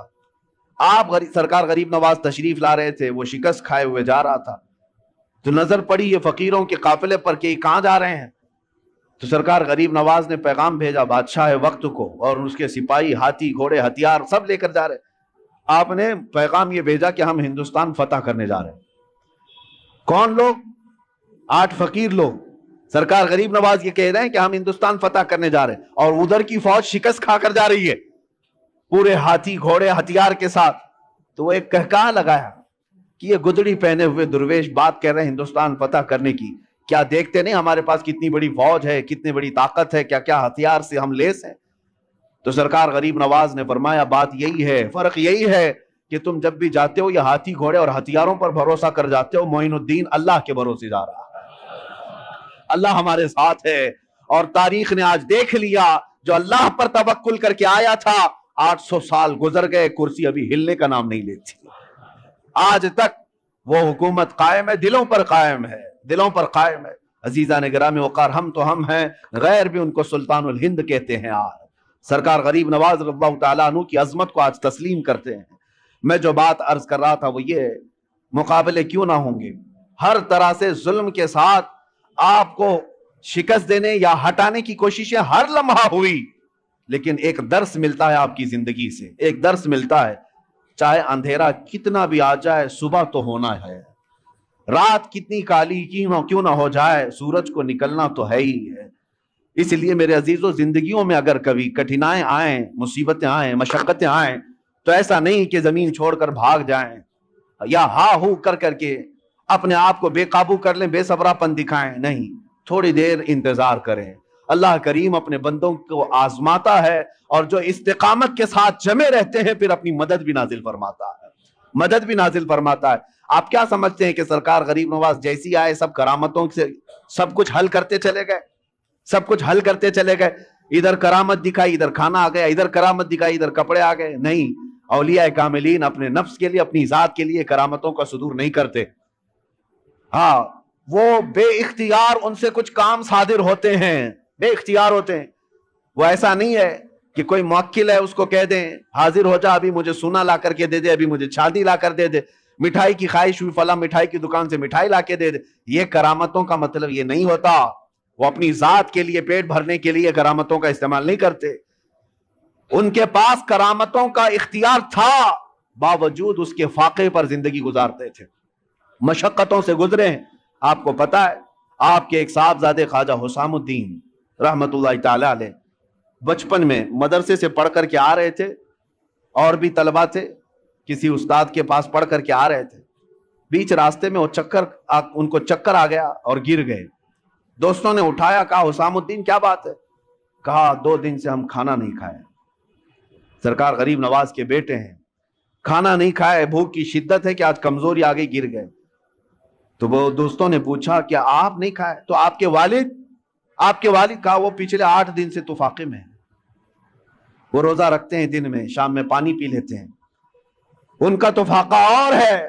بیٹے نے صرف اتنا کہا دوستوں سے، سب گئے اپنے اپنے گھروں میں جا کر کہنے لگے کہ آج تو بڑا غضب ہوا، ہم نے سلطان الہند معین الدین حسن چشتی رضی اللہ تعالیٰ عنہ کے بیٹے کو فاقے میں گرتے ہوئے دیکھا، اور انہوں نے بتایا کہ ان کے گھر میں فاقہ چل رہا ہے. جب بچوں نے یہ بات پہنچائی اپنے والدین سے، تو شام سے پہلے جتنے متعلقین تھے سب بڑے بڑے طبق کھانے کے بھر بھر کر کے خانقاہ پر لے آئے. حضرت سرکار غریب نواز بیٹھے ہوئے تھے، دیکھا اچانک آج کھانے کا اس قدر وافر انتظام، کثیر تعداد میں کھانا آ گیا ہے. پوچھا کہ یہ بات کیا ہے، آج اتنا کھانا کیسے آ گیا؟ لوگوں نے کہا کہ حضور آپ نے کبھی اشارہ تک نہیں کیا کہ آپ کے گھر پہ فاقہ ہے، ہم غریبوں کو آپ حکم فرماتے ہم اپنی جان حاضر کر دیں، کیسے تم لوگوں کو کس نے بتایا؟ سرکار غریب نواز نے پوچھا تو لوگوں نے کہا آج حضرت آپ کے صاحبزادے حسام الدین چکرا کر گر گئے تھے، پوچھا ہمارے بچوں نے تو انہوں نے بتایا کہ آپ پچھلے 1 ہفتے سے فاقے میں ہیں اور وہ کمزوری کی وجہ سے گر گئے تھے. حضرت خواجہ غریب نواز رضی اللہ تعالیٰ عنہ کھانا تو کھا لیے، ان کے ساتھ بیٹھ کر کے کھائے، اور اس کے بعد اپنے گھر پر آئے، بلائے حسام الدین کہاں ہیں؟ بیٹا سامنے آیا، کہا اب میری نظروں سے تم ہمیشہ کے لیے دور ہو جاؤ، اس لیے کہ یہ فاقہ میں دنیا کے لیے نہیں میرے رب کی رضا کے لیے کرتا تھا، اور جو میرے رب کی راز کو باہر لوگوں میں افشا کرے میں اس کو اپنے چھت کے نیچے نہیں دیکھنا چاہتا. یعنی اس بات سے آپ اندازہ لگائیں کہ یہ نہیں ہے کہ کرامتوں کے ظہور اور صدور سے طبق کے طبق وہ کھانے اتروائیں، اگر وہ چاہتے تو یقیناً اللہ ضرور دیتا، وہ سونے چاندی کے قلعے کیے ہوئے محل میں رہ سکتے. لیکن اولیاء کاملین پہلے سٹرگل کرنا سکھاتے ہیں، مشقتوں کا سامنا کرنا سکھاتے ہیں، کیونکہ سنت مصطفیٰ یہی ہے، نبی پاک صلی اللہ تعالیٰ علیہ وسلم کی سنت یہی ہے. آج تھوڑی سی مصیبتوں پر ہم گھبرا کر کے واویلا مچاتے ہیں، حالات خراب ہیں، ادھر جاؤ ادھر جاؤ. ہوا کیا تمہارے ساتھ آج؟ کس نے تمہیں آج آزمایا ہے؟ وہ تلواروں کے نیچے بھی سجدے نہیں چھوڑتے تھے. آج تمہیں کون ہے جو اذانوں سے روکتا ہے؟ کون ہے تمہیں مسجدوں میں جانے سے روکتا ہے؟ کوئی نہیں روکتا. تم تو آج محو خواب ہو اور خراٹے لیتے ہوئے اپنی نمازیں قضا کر جاتے ہو، کوئی تمہیں روکنے والا نہیں. عیش و عشرت آج اللہ نے اتنا دیا ہے جتنا ماضی میں کبھی لوگوں کو ملی نہیں ہوگی. آج تک بتاؤ کیا تم یا تمہاری اولاد کبھی ننگے رہے؟ کیا کوئی رات ایسی ہو کہ مجبوری کی وجہ سے یا بے سر و سامانی کی وجہ سے تم بھوکے سو گئے ہو؟ نہیں. اپنی پسند سے ہو سکتا ہے کوئی بھوکا سو جائے، لیکن غربت کی وجہ سے بھوکا سوئے کوئی آج بہت مشکل نظر آتا ہے. سب کو اللہ آج کھلا رہا ہے، سب کو پلا رہا ہے، سب کو پہنایا ہے، ساری نعمتیں ہمارے پاس ہے. لیکن اسلام کو جو ہم نے اجنبی بنا رکھا ہے اپنے گھروں میں، یہ بہت حیرت کی بات ہے. یہ بہت حیرت کی بات ہے. جس اسلام کا نام ہمیں عزت دیتا ہے، جس مصطفیٰ کی نسبت ہمیں عزت دیتی ہے، اسی اسلام کو ہم نے آج اجنبی بنا کر رکھا ہے. اجنبی کا مطلب کیا ہے؟ ہم اسلام زندہ باد کے نعرے سڑکوں پر لگا سکتے ہیں، اپنے گھر میں لگاؤ، اپنے گھر میں اسلام کو زندہ کر کے دکھاؤ. تم اپنی بیٹیوں پر اسلام کو پسند کرتے ہو؟ کیا تم اپنی بیویوں پر، اپنی بہنوں پر اسلام کو پسند کرتے ہو؟ اگر اسلام کو پسند کرتے تو ان کا حجاب کیوں آج نکل گیا؟ ان کا پردہ کیوں نکل گیا؟ گویا کہ ہم اسلام کو صرف مسجدوں میں پسند کرتے ہیں. باہر شادی محل میں جا کر کے دیکھیں، ہال میں، وہاں کوئی اسلام نہیں ہے. اسلام کو پسند ہی نہیں کرتا مسلمان، اجنبی بنا رکھا ہے. اپنے برتنوں پر، اپنے دسترخوانوں پر کیا اسلام کو پسند کرتے؟ اگر تمہیں اپنے کھانے میں بھی اسلام پسند تھا تو یہ کیا ہے کھڑے کھڑے قطاروں میں جو کھاتے ہیں؟ کیا یہی اسلام ہے؟ اگر تمہیں اپنے لباس میں اسلام پسند تھا تو ذرا اپنے اوپر جھانک کر کے دیکھ لیتے. اپنے چہرے پر اگر اسلام پسند تھا آئینے میں جا کر دیکھ لیتے. ہم نے خود اجنبی بنا دیا ہے اسلام کو اپنے گھروں میں, اور ہم بات کرتے ہیں اسلام کے لوٹنے کی کہ اسلام کو فلاں لوٹ رہا ہے, اسلام کے اوپر فلاں جو ہے ظلم کر رہے ہیں. خود اپنوں کا جو ظلم ہے اس کا کیا ہے؟ میں بات الگ نہ چلی جائے, آپ کو اس لیے عرض کر رہا ہوں کہ وہ وقت کے سلطان معین الدین حسن چشتی غریب نواز, جن کی حکومت آج بھی ہمارے دلوں پر قائم ہے, لیکن پابندیاں ایسی تھی ان کی زندگی پاک میں, قسم خدا کی سارے لوگ مل کر کے, میں چیلنج کرتا ہوں, ایک روایت ڈھونڈ کر کے لاؤ کہ غریب نواز کی ایک نماز کیا ایک رکعت کبھی قضا ہوئی ہو, کبھی کوئی نماز قضا کی ہو, نہیں لا سکو گے. ان کی زندگی بھر کی عبادتیں. اور پھر حد تو یہ ہے, میں نے ایک بات پڑھی تھی مجھے بہت حیرت ہوئی, رجب المرجب کے یہی 6 تاریخ کو آپ کا عرس مبارک ہے, پہلی رجب کو آپ اپنے خانقاہ میں اندر چلے گئے تھے, حجرہ بند کر لیا تھا, کھڑکیاں بھی بند, کسی کو اندر آنے کی اجازت نہیں تھی, آپ اکیلے تھے, اور اللہ اللہ اللہ کی آوازیں آتی رہی. 6 رجب تک لوگ دن رات آوازیں سنتے تھے باہر سے, اور 6 رجب کے عین دوپہر کے وقت آواز بند ہو گئی, آواز رک گئی. اب میں آپ سے پوچھتا ہوں کہ ایک کمرہ پورا چاروں طرف سے بند ہو, کھڑکیاں بھی بند ہیں, دروازے بھی بند ہیں, اندر کیا حال ہوگا؟ گرمی کا حال یا پسینے کا حال کیا ہو سکتا ہے؟ کوئی ہوا کا انتظام نہ ہو, آپ اندازہ کر سکتے ہیں. لیکن جب آواز بند ہوئی تو خلفاء و مریدین نے کافی انتظار کے بعد دروازہ توڑ دیا. انہیں ایسا لگا کہ شاید آپ کے ساتھ کچھ ہو نہ گیا. دروازہ توڑ دیا تو دیکھا آپ چارپائی پر لیٹے ہوئے ہیں, اور آپ کی روح کب سے انصری سے پرواز کر چکی, آپ کا وصال ہو چکا. لیکن اندر آتے ہی جیسے ہی مریدین کی نظر پڑی, پیشانی پر لکھا ہوا تھا ھذا حبیب اللہ مات فی حب اللہ, یہ اللہ کا حبیب ہے, اللہ کی محبت میں چلا گیا ہے. جو بات میں عرض کرنے جا رہا تھا وہ یہ, دیواروں پر دیکھا گیا آپ کی سانسیں جو نکلتی تھی, آپ کی سانسیں نکل کر یہ جو بھاپ بنتی تھی, دیواروں پر وہ پسینہ جمع تھا شبنم کی طرح سے, لیکن اس پسینے کے قطروں کو دیکھا گیا غور سے تو ہر قطرے سے لا الہ الا اللہ لکھا ہوا نظر آتا تھا. سانسیں جو نکلتی ہیں جہاں جا کر جم جائیں اس میں بھی ذکر الہی موجود ہے. عزیزان گرامی وقار, جن کی عبادتوں کا اور ریاضتوں کا یہ حال ہو تو کیا رب تبارک و تعالیٰ انہیں یہ مقامات اولیاء نہیں عطا فرمائے گا؟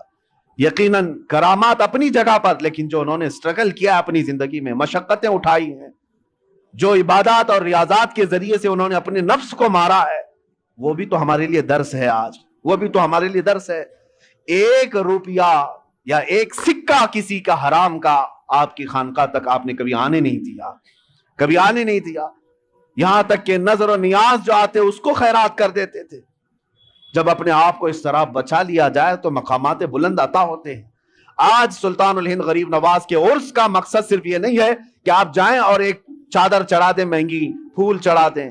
اس غریب نواز کو ہماری چادروں کی کوئی ضرورت ہی نہیں, اللہ نے جنتی چادر انہیں پہلے سے پہنایا ہوا. میرے عزیزو, حالات ایسے نہیں ہوتے, حالات ایسے نہیں ہوتے. صحابہ اکرام میں سے ایک مثال میں آپ کو بتا دوں کہ ہمارا دین آج جس کو ہم لے کر کے چل رہے کتنا بکھر گیا. سچ کہا تھا حالی نے کہ خاص ہے خاصان رسول وقت دعا ہے, امت پہ تیرے وقت عجب آ کے پڑا ہے. جو دین نکلا تھا بڑی شان سے اپنے وطن سے, آج وہ پردیس میں غریب الغربا ہے. آج دین اسلام کو ہم نے اجنبی بنا کر رکھا ہے, ہمارے گھروں میں ہی نہیں ہے, ہماری ذات پر نہیں ہے. ہم تو پھر دوسرے کو کیا تانا دیں گے؟ آپ اسلام زندہ باد کا نعرہ لگاتے ہیں اور اب اسلام کی حقانیت کو بلند و بالا انداز میں بیان کرتے ہیں, سڑکوں پر آ جاتے ہیں. تمہیں سڑکوں پر آ کر احتجاج کرنے کی کیا ضرورت ہے؟ تم اگر اسلام کو اتنا ہی پسند کرتے ہو تو اپنی بیویوں پر کیوں نہیں اسلام پسند کرتے؟ اپنی بچیوں پر, اپنے گھر والوں پر اسلام کو کیوں نہیں پسند کرتے؟ انہیں بے پردہ باہر جب گھمایا جاتا ہے تب اسلام زندہ باد کا نعرہ کیوں نہیں؟ یہ شادی ہال میں کبھی جا کر دیکھیں, یہ پارٹیوں میں جا کر دیکھیں, اندازہ بھی نہیں ہوتا کہ یہاں مسلمانوں کا جم غفیر ہے. میرے عزیزو, ایک حدیث عرض کرتا ہوں, حضرت ابو دردہ رضی اللہ تعالیٰ عنہ سے منسوب ہے. حضرت عمر فاروق رضی اللہ تعالیٰ عنہ کا زمانہ خلافت ہے اور عادل کے وہ بادشاہ ہیں، بیٹھے ہوئے تھے، ایک شخص کو پکڑ کر لایا گیا عدالت میں، کہا گیا کہ اس نے قرض لیا ہے اور یہ دیتا نہیں ہے۔ تو جو قرض خواہ تھے وہ بھی صحابی تھے، انہوں نے کہا کہ یہ اجنبی آدمی مدینے کا تو ہے نہیں، لیکن میں نے اس کو پیسے دیے تھے، یہ واپس نہیں لوٹاتا اور آئیں کائیں کرتا رہتا ہے، بہانے بناتا ہے۔ حضرت عمر فاروق رضی اللہ تعالیٰ عنہ نے اس اجنبی شخص سے کہا اب تم کیا کہنا چاہتے ہو؟ تمہیں قید میں ڈال دیا جائے گا، تم اس کے پیسے ادا کرنا چاہتے ہو یا نہیں؟ اس نے کہا مجھے 2 دن کی مہلت چاہیے، میں جاؤں گا اور لا کر کے واپس اس کی رقم ادا کر دوں گا جو مجھ سے تقاضا کر رہے ہیں۔ آپ کو پتا ہے غریب نواز کو ہند الولی کہا جاتا ہے، وجہ یہ ہے کہ ولی کا ہندوستان ہے، یہ نہیں ہے کہ ہندوستان کا ولی، بلکہ یہ پورا ہند ہی ولی کا ہے۔ دربار غریب نواز سے ہندوستان کو جوڑا گیا ہے، سلطان الہند بھی کہا گیا، سلطان الاولیاء بھی کہا گیا، لیکن جانتے ہیں ان کے آنے کا راستہ اتنا پیچیدہ تھا۔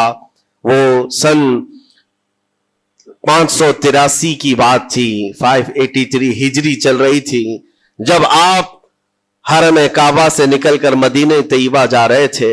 اس وقت آپ کی عمر تقریباً 45 سال کے آس پاس کی تھی، نہایت ہی عبادت گزار، تقوی شعار، 20 سال اپنے پیر و مرشد کی خدمت کر کے وہ حرم کعبہ میں پہنچے تھے۔ 20 سال کے بعد جب مسجد نبوی میں گئے تو عجیب سی کیفیت تھی، سلام کیا رسول پاک صلی اللہ علیہ وسلم کے دربار میں، تو جواب قبر انور سے یہ آیا وعلیک السلام یا معین الدین شیخ البر والبحر، اے معین الدین تجھ پر میری سلامتی ہو، اللہ کی سلامتی ہو جو خشکیوں کا بھی اور تریوں کا بھی تجھے امام بنایا گیا ہے۔ اور آواز یہ نبی کریم صلی اللہ تعالی علیہ وسلم کے دربار سے سننے والی آواز تھی۔ آپ گھبرائے تھے، تھوڑا سا سراسیمگی تھی، یہ ہندوستان کی طرف اشارہ کر کے میرے آقا صلی اللہ تعالی علیہ وسلم نے فرمایا تھا کہ تجھے ہند کی ولایت دی جاتی ہے۔ اس وقت تک سرکار غریب نواز کو نہ ہندوستان آنا کبھی ہوا تھا، نہ ہندوستان کے علاقوں کو آپ نے کبھی دیکھا تھا، کیونکہ سجستان جو یہاں سے کافی دور ہے، افغان کے قریب ایک علاقہ سنجر جہاں پر آپ کی ولادت ہوئی، وہاں سے نکل کر کے آپ نیشاپور میں آباد رہے، اس کے بعد 40 سال کے بعد حرم کعبہ اور حرم مدینہ میں رہے۔ لیکن اچانک یہ بات کہ تمہیں ہند کی ولایت دی جاتی ہے، ایک تعجب والی بات ہے، نئی جگہ پر بھیجا جا رہا ہے۔ آپ دوبارہ شام میں نبی پاک صلی اللہ علیہ وسلم کے دربار میں حاضر ہوئے اور سلام پیش کرنے کے بعد، کیونکہ یہ خوشی کی بات تو سب کے لیے تھی کہ ہندوستان کو اللہ تعالیٰ ایک عظیم ولی بھیج رہا ہے، لیکن جس کو بھیجا جا رہا ہے وہ بے قرار تھا، بے چین تھا، کیونکہ نہ راستے پتہ ہے، نہ ملک کے حالات معلوم ہے۔ بارگاہ مصطفیٰ صلی اللہ علیہ وسلم میں دوبارہ جب حاضری ہوئی، عرض کیا آقا آپ کا حکم، اس کی تعمیل کے لیے بندہ حاضر ہے، لیکن نہ یہ فقیر ہندوستان کے راستے دیکھا ہے، نہ وہاں کے حالات معلوم ہے۔ حضور پاک صلی اللہ تعالی علیہ وسلم کے دربار میں یہ اپنی بپتا سنا رہے تھے، داستان غم سنا رہے تھے، غنودگی طاری آ گئی، یعنی نیند سی کیفیت آ گئی، اور بارگاہ رسول صلی اللہ علیہ وسلم میں ایک دیوار پر ٹیک لگا کر جیسے ہی آپ کی آنکھیں بند ہوئی، رسول کریم صلی اللہ علیہ وسلم تشریف لائے اور اشارہ فرما کر پورے ہندوستان کے نقشے آپ کے سامنے کھول کر رکھ دیے، اور پھر غریب نواز کو یہ بتایا بھی کس جگہ سے تمہیں سفر کرنا ہے، کیسے تمہیں جانا ہے اور کہاں تمہارا مسکن ہوگا۔ سرکار غریب نواز فرماتے ہیں اس ایک خواب میں میں نے رسول کریم صلی اللہ تعالی علیہ وسلم کے ہاتھ میں اجمیر کے پہاڑ بھی دیکھ لیے، وہاں کے قلعے بھی دیکھ لیے تھے جو موجود تھے، اور اس کے بعد پھر کس بات کا خوف ہے، کس بات کا ڈر ہے؟ جنہوں نے راستے بتائے ہیں وہ ہادی رسول، وہ ہادی عالم ہے، نبی پاک صلی اللہ علیہ وسلم آئے ہیں پوری کائنات کو راستہ دکھانے کے لیے، اور جنہوں نے غریب نواز کو ہند کا راستہ بتایا ہو، پھر ڈر کس بات کا؟ جب آپ بیدار ہوتے ہیں تو اپنے ساتھ 40 قطب اس اولیاء کرام کی جماعت لے کر مدینہ طیبہ سے سفر کے لیے نکلے تھے. میرے عزیزو اب بات یہاں آتی ہے, اسی لیے مدینہ طیبہ سے یہ پورا پلان ہوا ہے, مدینہ طیبہ سے بھیجا گیا ہے, مدینہ طیبہ سے پلیسمنٹ ہوا ہے. اسی وجہ سے آج تک تاریخ غریب نواز کو عطائے رسول کہتی ہے. عطائے رسول ہے, رسول اللہ کی عطا ہے, ہندوستان والوں کے لیے خاص عطا ہے میرے آقا صلی اللہ علیہ وسلم کی. جب وہ سفر کے لیے نکلے سن 83 سے چلے تھے تو یہاں ہندوستان پہنچتے پہنچتے آپ کو 87 یعنی 4 سال کا عرصہ لگ گیا تھا. 4 سال کے عرصے کے بعد آپ پہنچے میرے عزیزوں. نہ پلینوں کا سفر نہ جہازوں کا سفر کہ اڑ کر کے ادھر سے ادھر آ گئے, وہ تو پیدل قافلہ نکلا تھا, درویشوں کا قافلہ تھا, اور وہاں مدینہ طیبہ سے نکل کر بغداد پہنچے. بغداد میں اولیاء کاملین کی صحبت پائی, وہاں سے پھر نیشاپور, پھر اس کے بعد ہرات, اور افغان کے علاقے ہوتے ہوئے لاہور پہنچے. لاہور میں سرکار داتا گنج بخش عالم رحمت اللہ تعالی علیہ کے دربار میں چلہ کشی فرمائی, وہاں سے دلی پہنچے. یہاں یہ پورا جو راستہ ہے 4 سال کا میرے عزیز و تاریخ میں ہے. سرکار غریب نواز جس راستے سے چلتے جاتے تھے جو کافر یا مشرک بھی دیکھتا وہ دائرہ اسلام میں داخل ہو جاتا نا. نور الہی, نور وحدت کا ٹکڑا آپ کی جبین اقدس پر ایسا چمکتا تھا کہ لوگ جو آتے وہ پھر آپ کی صحبت سے دور کوئی جاتا نہیں تھا. دلی میں جہاں آپ آئے یہ ایک عجیب اتفاق ہے, اس وقت کھانڈے راؤ ایک بڑا راجا تھا, اس کا قلعہ تھا, اس کے سامنے ہی آپ نے پڑاؤ ڈال لیا. سرکار غریب نواز رضی اللہ تعالیٰ عنہ کی یہ داستان, یہ تاریخ, وہاں پر آپ نے اپنا پڑاؤ ڈال لیا. اور ان بت پرستوں کے لیے ایک بڑا پیچیدہ مسئلہ تھا کہ ایک درویش آیا ہے. ایک بات میں آپ کو بتاؤں, یہ جو تعصب آج پھیلا ہوا, یہ زہر پھیلا ہوا, یہ آج کا نہیں ہے, یہ باپ داداؤں کے پشت میں بھی ان کے موجود رہا ہے. اسلام اور مسلمانوں کے خلاف زہر مشرکین کے دلوں میں یہ بہت پرانی چیز ہے, نئی نہیں ہے, بہت پرانی چیز ہے. تعصب دلوں کے اندر کڑھن رکھنا اور کبھی ایکسپٹ نہ کرنا, یہ سرکار غریب نواز جس دن ہند میں قدم رکھ رہے اسی دن سے آپ نے اس کو فیس کیا ہے, اسی دن سے آپ نے اس کو دیکھا ہے. اور وہاں پر کھانڈے راؤ کی جماعت نے بہت کوششیں کی کہ یہ دلی میں داخل ہوا, یہیں سے ان کو ختم کر دیا جائے, نکال دیا جائے. لیکن عجیب اتفاق یہ ہے کہ یہ جو جماعت آئی تھی سرکار غریب نواز کے ساتھ, نہ ان کے ہاتھوں میں تلوار ہے, نہ بھالے ہیں, نہ چاقو ہے, نہ چھری ہے, یہ تو گدڑیاں پہنی ہوئی درویشوں کی جماعت تھی. گدڑیاں پہنی ہوئی درویشوں کی جماعت جو جھولے میں سوکھی روٹی رکھتے تھے اور پانی میں بھگو کر کھا لیا کرتے تھے. ان کے پاس نہ کوئی ہتھیار ہے, نہ کوئی سامان ہے, ہر سامان جنگ ہے. ان کو نکالا جائے تو کس بات سے نکالا جائے, ہمت بھی نہ ہوتی تھی. یہاں تک کہ جو آپ کو وہاں سے جانے کی بات کرنے کے لیے آتا تھا, تھوڑی دیر محفل میں بیٹھتا اور کھڑا رہتا اور کلمہ پڑھ کر پھر مشرف با اسلام ہو جاتا. دلی کے اندر ایک دن کے اندر 1000 لوگ اسلام میں داخل ہوئے تھے. سرکار غریب نواز رضی اللہ تعالیٰ عنہ نے تلوار سے اسلام میں داخل نہیں کیا ہے, نہ ہی کسی کو ڈرا دھمکا کر کے. وہ سوکھی روٹی کھانے والے کس بات سے ڈراتے لوگوں کو؟ ان کے پاس کون سا ایٹم بم تھا؟ یہاں موجود جو راجے مہاراجے تھے ان کے پاس فوج بھی تھے, ہاتھی بھی تھے, گھوڑے بھی تھے, سب کچھ تھا. لیکن آنے والا مرد قلندر کیا لے کر کے آیا تھا تاریخ میں بتایا جاتا ہے. یہ وہ زمانہ تھا جب شہاب الدین غوری ہند کے اوپر حملے کر کے یہاں پر آنے کی کئی مرتبہ کوشش کیا. یہ افغان کا بادشاہ تھا شہاب الدین غوری, جب ہندوستان پر کئی مرتبہ حملے کر کے ناکام لوٹ رہا تھا, بیچ راستے میں ان فقیروں کی جماعت سے بادشاہ کی جماعت کی ملاقات ہو گئی. سپاہی جا رہے تھے شکست کھا کر اور یہ درویشوں کا قافلہ ادھر آ رہا تھا. دیکھا پہچانی سی صورتیں لگتی ہیں, جا کر کے ایک سپاہی نے پوچھا بابا آپ لوگ کہاں جا رہے ہیں؟ تو بابا جو جماعت میں آ رہے تھے انہوں نے کہا ہندوستان فتح کرنے جا رہے ہیں. بڑی بات ہے, گدڑیاں پہنے ہوئے, پیون لگے کپڑے ہیں, جھولیاں لٹکائے ہیں. اور اس نے دیکھ کر کے کہا مارا سپاہی نے, کہا یہ دیکھتے ہو ہمارے بادشاہ کی فوج ہے, اس میں ہاتھی گھوڑوں کی تعداد دیکھو, ذرا سامان جنگ تو دیکھو, اس میں نیزے تلواروں کی چھنک تو دیکھو, اور آپ یہ چند فقیروں کی جماعت لے کر ہند فتح کرنے کی بات کر رہے ہیں. तब सरकार गरीब नवाज के कानों में आवाज आई तो आपने कहा, उससे कह दो फर्क यही है, तुम जब लड़ने के लिए जाते हो तो यही हाथी घोड़े और तलवारों के भरोसे जाते हो, मोइनुद्दीन सिर्फ अल्लाह और उसके रसूल के भरोसे जा रहा है। हमारे पास जो ताकत है वो अल्लाह और उसके रसूल के साथ होने की ताकत है। आज के जमाने में गरीब नवाज का यह जुमला हमारा हौसला बढ़ा देता है, कोई हो या ना हो अल्लाह हमारे साथ है, अल्लाह हमारे साथ है।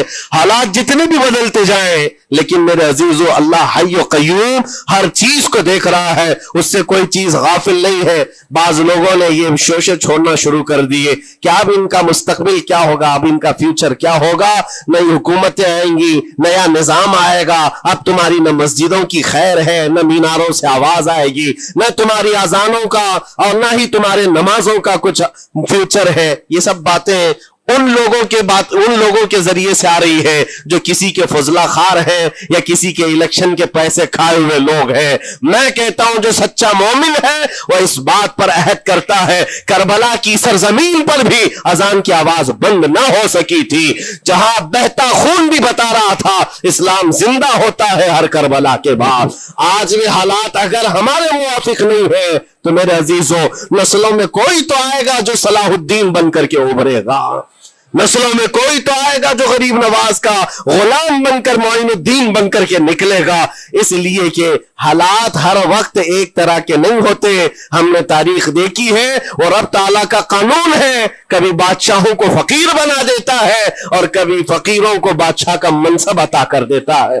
जब सरकार गरीब नवाज दिल्ली के सरजमीन पर आप बैठे हुए थे अपने सूफिया की जमात के साथ, एक दस्तरखान लगा हुआ था, दस्तरखान लगा हुआ है, औलिया इकराम की जमात है, एक दूसरे से बातचीत कर रहे हैं। दिल्ली में उस वक्त हालात अजीब थे। एक छोटा सा लड़का जिसकी उम्र 13 या 14 साल की रही होगी, वो अपने हाथ में खटोरी और एक तीर और तरकश लेकर के सामने से जा रहा था। औलिया की नजर उस पर पड़ी, सरकार गरीब नवाज ने नजर उठाकर देखी और सामने से मजमे से जाने वाले बच्चे बहुत सारे होते हैं, कोई आया गया, लेकिन गरीब नवाज ने नजर उठाकर देखा और फिर सूफिया की जमात से कहा कि देखना ये कल दिल्ली का बादशाह बनकर के निकलेगा, हिंदुस्तान की पूरी सल्तनत इसके पास होगी। तारीख में मौजूद है गरीब नवाज की जुबान से निकला हुआ ये जुमला।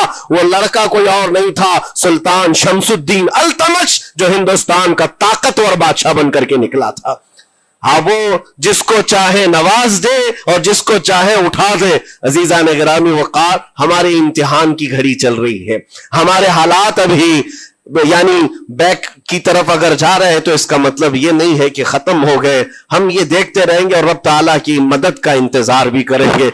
हमारे साथ जो कुछ भी जुल्म हो या नाइंसाफी हो, हर एक चीज के लिए हम इतना ही कहते हैं ये वक्त भी गुजर जाएगा, रात हमेशा नहीं होती, सुबह का उजाला जरूर आएगा, सुबह का उजाला आएगा।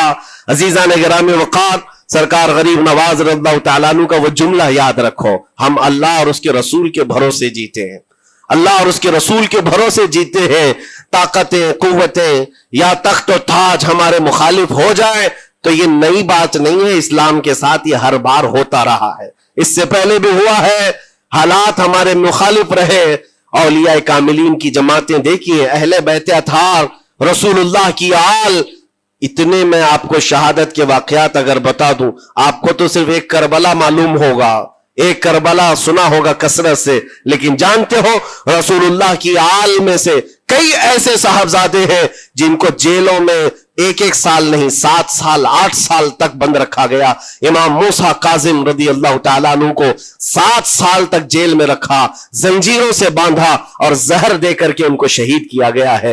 हज़रत इमाम मोहम्मद बिन हसन अस्करी 20 साल तक जेल में काटे हैं। ये रसूलुल्लाह के घर वालों की बात कर रहा हूं। सैयदना ज़ैद शहीद जिनको सूली पर चढ़ा दिया गया था, ये इमाम हसन मुज्तबा की औलाद में से है। ये सारे खूनी दास्ताने यहां इस्लाम की तारीख में मौजूद है। जब इस्लाम उस वक्त नहीं रुका तो अब क्या खाक रुकेगा? इस्लाम अब नहीं रुकना है, कयामत तक इसकी हिफाजत अल्लाह करीम फरमाएगा, अल्लाह करीम फरमाएगा। हम जैसे आएंगे और चले जाएंगे, लेकिन इस्लाम को फलना फूलना है, ये फलता फूलता ही रहेगा इंशाअल्लाह। आपकी जिम्मेदारी इतनी है, आपकी इतनी जिम्मेदारी है, حالات دیکھ کر کے بچوں کو یہ نہ کہنا کہ بیٹا آپ جیسے حالات چل رہے ہیں ویسے ہی چلتے رہو، نہیں، اپنے بیٹوں کو یہ ترغیب دینا کہ بیٹا آج ہم امتحان کی گھڑی میں ہیں، کل اگر اللہ نے حالات اچھے کر دیے تو یاد رکھنا جس جگہ بت کدے بنے ہماری مسجدوں کو توڑ کر انشاءاللہ وہاں سے اذان کی آواز پھر سے گونجے گی، اذان کی آواز آئے۔ یہ بچوں کو نصیحت ہونی چاہیے، ہماری تاریخ مٹانے سے مٹتی نہیں ہے، ایک دور آئے گا پھر جب اللہ کریم چاہے تو یہ تاریخ کھل کر کے لوگوں کے سامنے آئے۔ ہم کسی پر ظلم کرنے کی اجازت ہرگز نہیں دیتے، اور ساتھ ہی اسلام یہ بھی کہتا ہے ظلم ہو جائے تو سہنے کی اجازت بھی نہیں ہے، آپ کو حق بات بول کر جانا ہے، حق بات پہنچا کر کے جانا ہے۔ بولنے میں کیا ہے، ہماری زبان کاٹی جائے گی، ہماری گردن ماری جائے گی، لیکن حق بات کی حفاظت نسلوں تک منتقل کرنا اللہ کریم کی طرف سے ایک بہت بڑا انعام ہے، اس کا بہت بڑا انعام ہے۔ یہ تو ہم کر ہی سکتے ہیں، ہماری نسلوں کو یہ بات بتائیں گے انشاءاللہ العزیز۔ یہ غریب نواز کا ہندوستان کل بھی تھا، آج بھی، اور ہمیشہ رہے گا انشاءاللہ۔ سرکار غریب نواز کا پھیلایا ہوا یہ چراغ کبھی پھونک کے پھونکوں سے بجھایا تو نہیں بجھایا جا سکتا۔ آپ دلی کی سرزمین سے جب اجمیر معلیٰ پہنچے تھے، یہ تقریباً 7 مہینے کا سفر تھا غالباً، اس سفر کے دوران کئی ہزار لوگ اسلام میں داخل ہوئے تھے، اور آپ کو اس کے بعد کی تاریخی حالات معلوم ہے۔ جادوگروں نے مقابلہ کیا، راجوں مہاراجوں نے، بادشاہوں نے مقابلہ کیا، اور فوج نے مقابلہ کیا، نہ جانے کتنے لوگ۔ ایک بار تو ایسا ہوا کہ انا ساگر کی اس پہاڑی پر آپ ذکر میں مشغول تھے، راجے نے کئی مرتبہ یہ سوچا کہ ان کو مار کر کے یا کسی طرح سے بھگائیں، لیکن جب نہیں ہوا تو راجا سے کسی نے کہا یہ منتر والا کوئی فقیر ہے، اس کا توڑ منتر والے سے ہی ہوگا۔ تو اس وقت جو بہت بڑا ان کا ایک منتر جاپ کرنے والا پجاری تھا، اس وقت اس تاریخ میں اس کا نام رام دیو بتایا گیا ہے، یہ والا نہیں ہے، اس زمانے کا تھا۔ اور اس کو راجا نے جا کر کہا، وہ کبھی کسی سے مقابلے کے لیے آیا نہیں تھا، اس نے حامی بھر لی کہ ہاں ٹھیک ہے، میں جاؤں گا، دیکھتا ہوں کون فقیر آیا ہے ہماری اس دھرتی پر، اور میں جاپ کروں گا، اگر جادو ہے تو جادو سے میں کاٹ دوں گا۔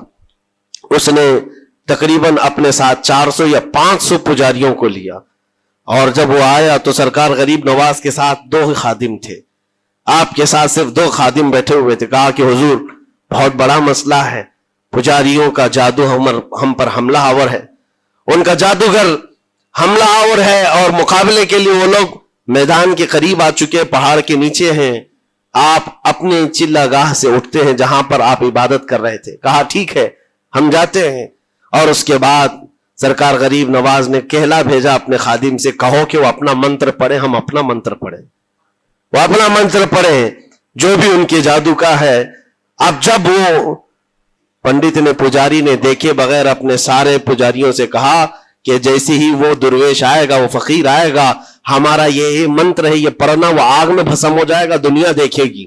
سبوں نے کہا ٹھیک ہے، لیکن ابھی کسی نے دیکھا نہیں تھا، لیکن جیسے ہی وہ اپنی جھوپڑی سے یہ مرد قلندر جلوہ رسول لے کر کے نکلا تھا، جمال رسول لے کر نکلا تھا، بیٹا ہے کس کا؟ حسن و حسین کا بیٹا ہے، فاطمہ زہرا کا بیٹا ہے۔ جیسے ہی باہر آئے، وہ منتر جو سکھایا گیا تھا سب کے قریب قریب آئے، 400 لوگوں نے وہ غریب نواز کی پیشانی کو دیکھ کر منتر پڑھنا شروع کیا، اور منتر کیا تھا؟ ان کی زبان سے لا الہ الا اللہ، لا الہ الا اللہ، لا الہ الا اللہ۔ لوگوں نے کہا یہ ادھر کیسے آ گیا کلمہ؟ اور جا کر اس رام دیو سے کہا گیا، اس نے کہا کہ یہ 400 کے 400 لوگ تو کوئی اور ہی کلمہ پڑھ رہے ہیں، کوئی اور ہی کلمہ پڑھ رہے ہیں۔ وہ اتر کر کے آیا ہاتھی کے کجاوے سے نیچے، اور سرکار غریب نواز کو دیکھا تو اس نے کہا یہ جھوٹ نہیں کہہ رہے، میں بھی وہی پڑھتا ہوں جو یہ پڑھ رہے ہیں۔ آپ کو تاریخ میں پتا ہو کہ اس کا نام سرکار غریب نواز نے شادی دیو رکھا اور اپنے مریدین میں شامل فرمایا، اور زندگی بھر سرکار غریب نواز کے خلفاء میں اور آپ کے خادموں میں شامل رہا۔ یہ تلوار سے اور چاقو بھالے نیزے سے نہیں کیا گیا تھا، वो नूरे मुस्तफा की जलवा गरी थी। जहां नजर उठाया वहां के दिलों की कालक को दूर करके उनके दिलों को भी रोशन फरमा दिया था। आज हम भी यही तमन्ना करते हैं, अजमेर इसीलिए जाते हैं कि एक नजर हम गरीबों पर पड़ जाए और दिल का कालक और दिल की कालक निकल जाए और फिर दिल चमकने लग जाए, क्योंकि अल्लाह के वलियों की नजर जहां पड़ती है वह जगह भी रोशन और ताबनाक हो जाया करती है। मौला करीम सरकार गरीब नवाज की निस्बतें जिंदगी भर हमारे साथ कायम व दायम रखे और फिर अपनी नस्लों को भी अल्लाह ताला उनकी गुलामी में शामिल रखे। अजमेर हम जा ना सके लेकिन यहां से हम ये इल्तिजा करेंगे गरीब नवाज के दरबार में, ख्वाजा हिंद वो दरबार है आला तेरा, कभी महरूम नहीं मांगने वाला तेरा, तेरे दर की ये करामत देखी है बारहा, तेरे दर की बारहा ये करामत देखी है। वमिन खल्फिहिम वान अयमानिहिम व शिमाइलिहिम, और मैं इस सीधे रास्ते पर जो भी गुजरेगा उसको कभी सामने से आकर बहकाऊंगा, कभी पीछे से आकर बहकाऊंगा, कभी दाएं से कभी बाएं से। और अल्लाह तबारक व तआला से शैतान मरदूद ये कहता है, वला तजिदु अक्सरहुम शाकिरीन, तो तेरे बंदों में शुक्रगुजार बंदे नहीं पाएगा। मतलब ये है कि इब्लीस लईन मुसलसल ये कोशिश में है कि अल्लाह तबारक व तआला के बंदों को उसके जिक्र से दूर करे, उसके शुक्र से दूर करे। आज भी वो कैफियत हम देखते हैं कि सबसे ज़्यादा अल्लाह के जिक्र से रोकने के लिए जो शैतानी ताकतें कोशिश कर रही हैं। मगर मेरे अजीज़ों, ये तुम्हारा इम्तिहान है, तुम्हारा इम्तिहान ऐसा कि कभी ये मत समझना कि तुम खाली हो, क्योंकि कुरान पाक अल्लाह तबारक व तआला 21वें पारे में फरमाता है, अहसिबन्नासु अन युतरकू अन यकूलू आमन्ना वहुम ला युफ्तनून, क्या लोग ये गुमान करके बैठे हैं कि वह ईमान ले आए तो हम उनको आजमाएंगे नहीं या उनको छोड़ दिया जाएगा? जो ईमान लाया हुआ बंदा है वो आजमाया जाएगा। ईमान अगर तुम्हारे पास है तो तुम्हें इम्तिहान से भी गुजरना ही होगा। ये ईमान किसी हलवा पराठे का नाम नहीं है, खा करके मस्त नींद सो जाए, फिर उसे इस दारे फानी में, इस दुनिया में इम्तिहानात से गुजार करके अपने ईमान की कसौटी को दिखाना होगा। इसीलिए कुरान ये भी कहता है कि तुम्हें कैसे कैसे आजमाया जाएगा। वलनबलुवन्नकुम बिशैइन मिनल खौफि वल जू'i व नक़्सिन मिनल अमवालि वल अनफुसि वस्समरात, हम तुम्हें आजमाएंगे कभी भूख से, खाने की किल्लत से, और कभी खौफ से, डर आएगा तुम्हारे पास। और फिर अल्लाह ताला फरमाता है कभी माल और दौलत की कमी से, व नक़्सिन मिनल अमवाल वल अनफुस, कभी लोगों की जान चली गई हो, कसरत से तुम्हारे अजीज मर गए, ये भी आजमाइश है। और फलों की कमी, अल्लाह ताला फरमाते हैं ये 5 चीजें हैं जो तुम्हारी जिंदगी में आएंगी और तुम्हें आजमाया जाएगा, और इन कमियों के वक्त तुम्हारा ईमान देखा जाएगा, तुम क्या कहते हो। और अल्लाह ताला फरमाता है जब कभी तुम्हें भूख से आजमाया जाए, खौफ से, डर से आजमाया जाए, और माल की कमी से आजमाया जाए, इम्तिहान लिया जाए, तो उस वक्त जो बंदा ये कहता है, अल्लाह फरमाता है इन्ना लिल्लाहि व इन्ना इलैहि राजिऊन। अल्लाह ताला फरमाता है उन लोगों को ये बशारत है, उन सब्र करने वालों को ये बशारत है कि जब उन पर मुसीबत आती है तो ये कहते हैं हम अल्लाह ही के हैं और अल्लाह ही की तरफ लौटने वाले हैं।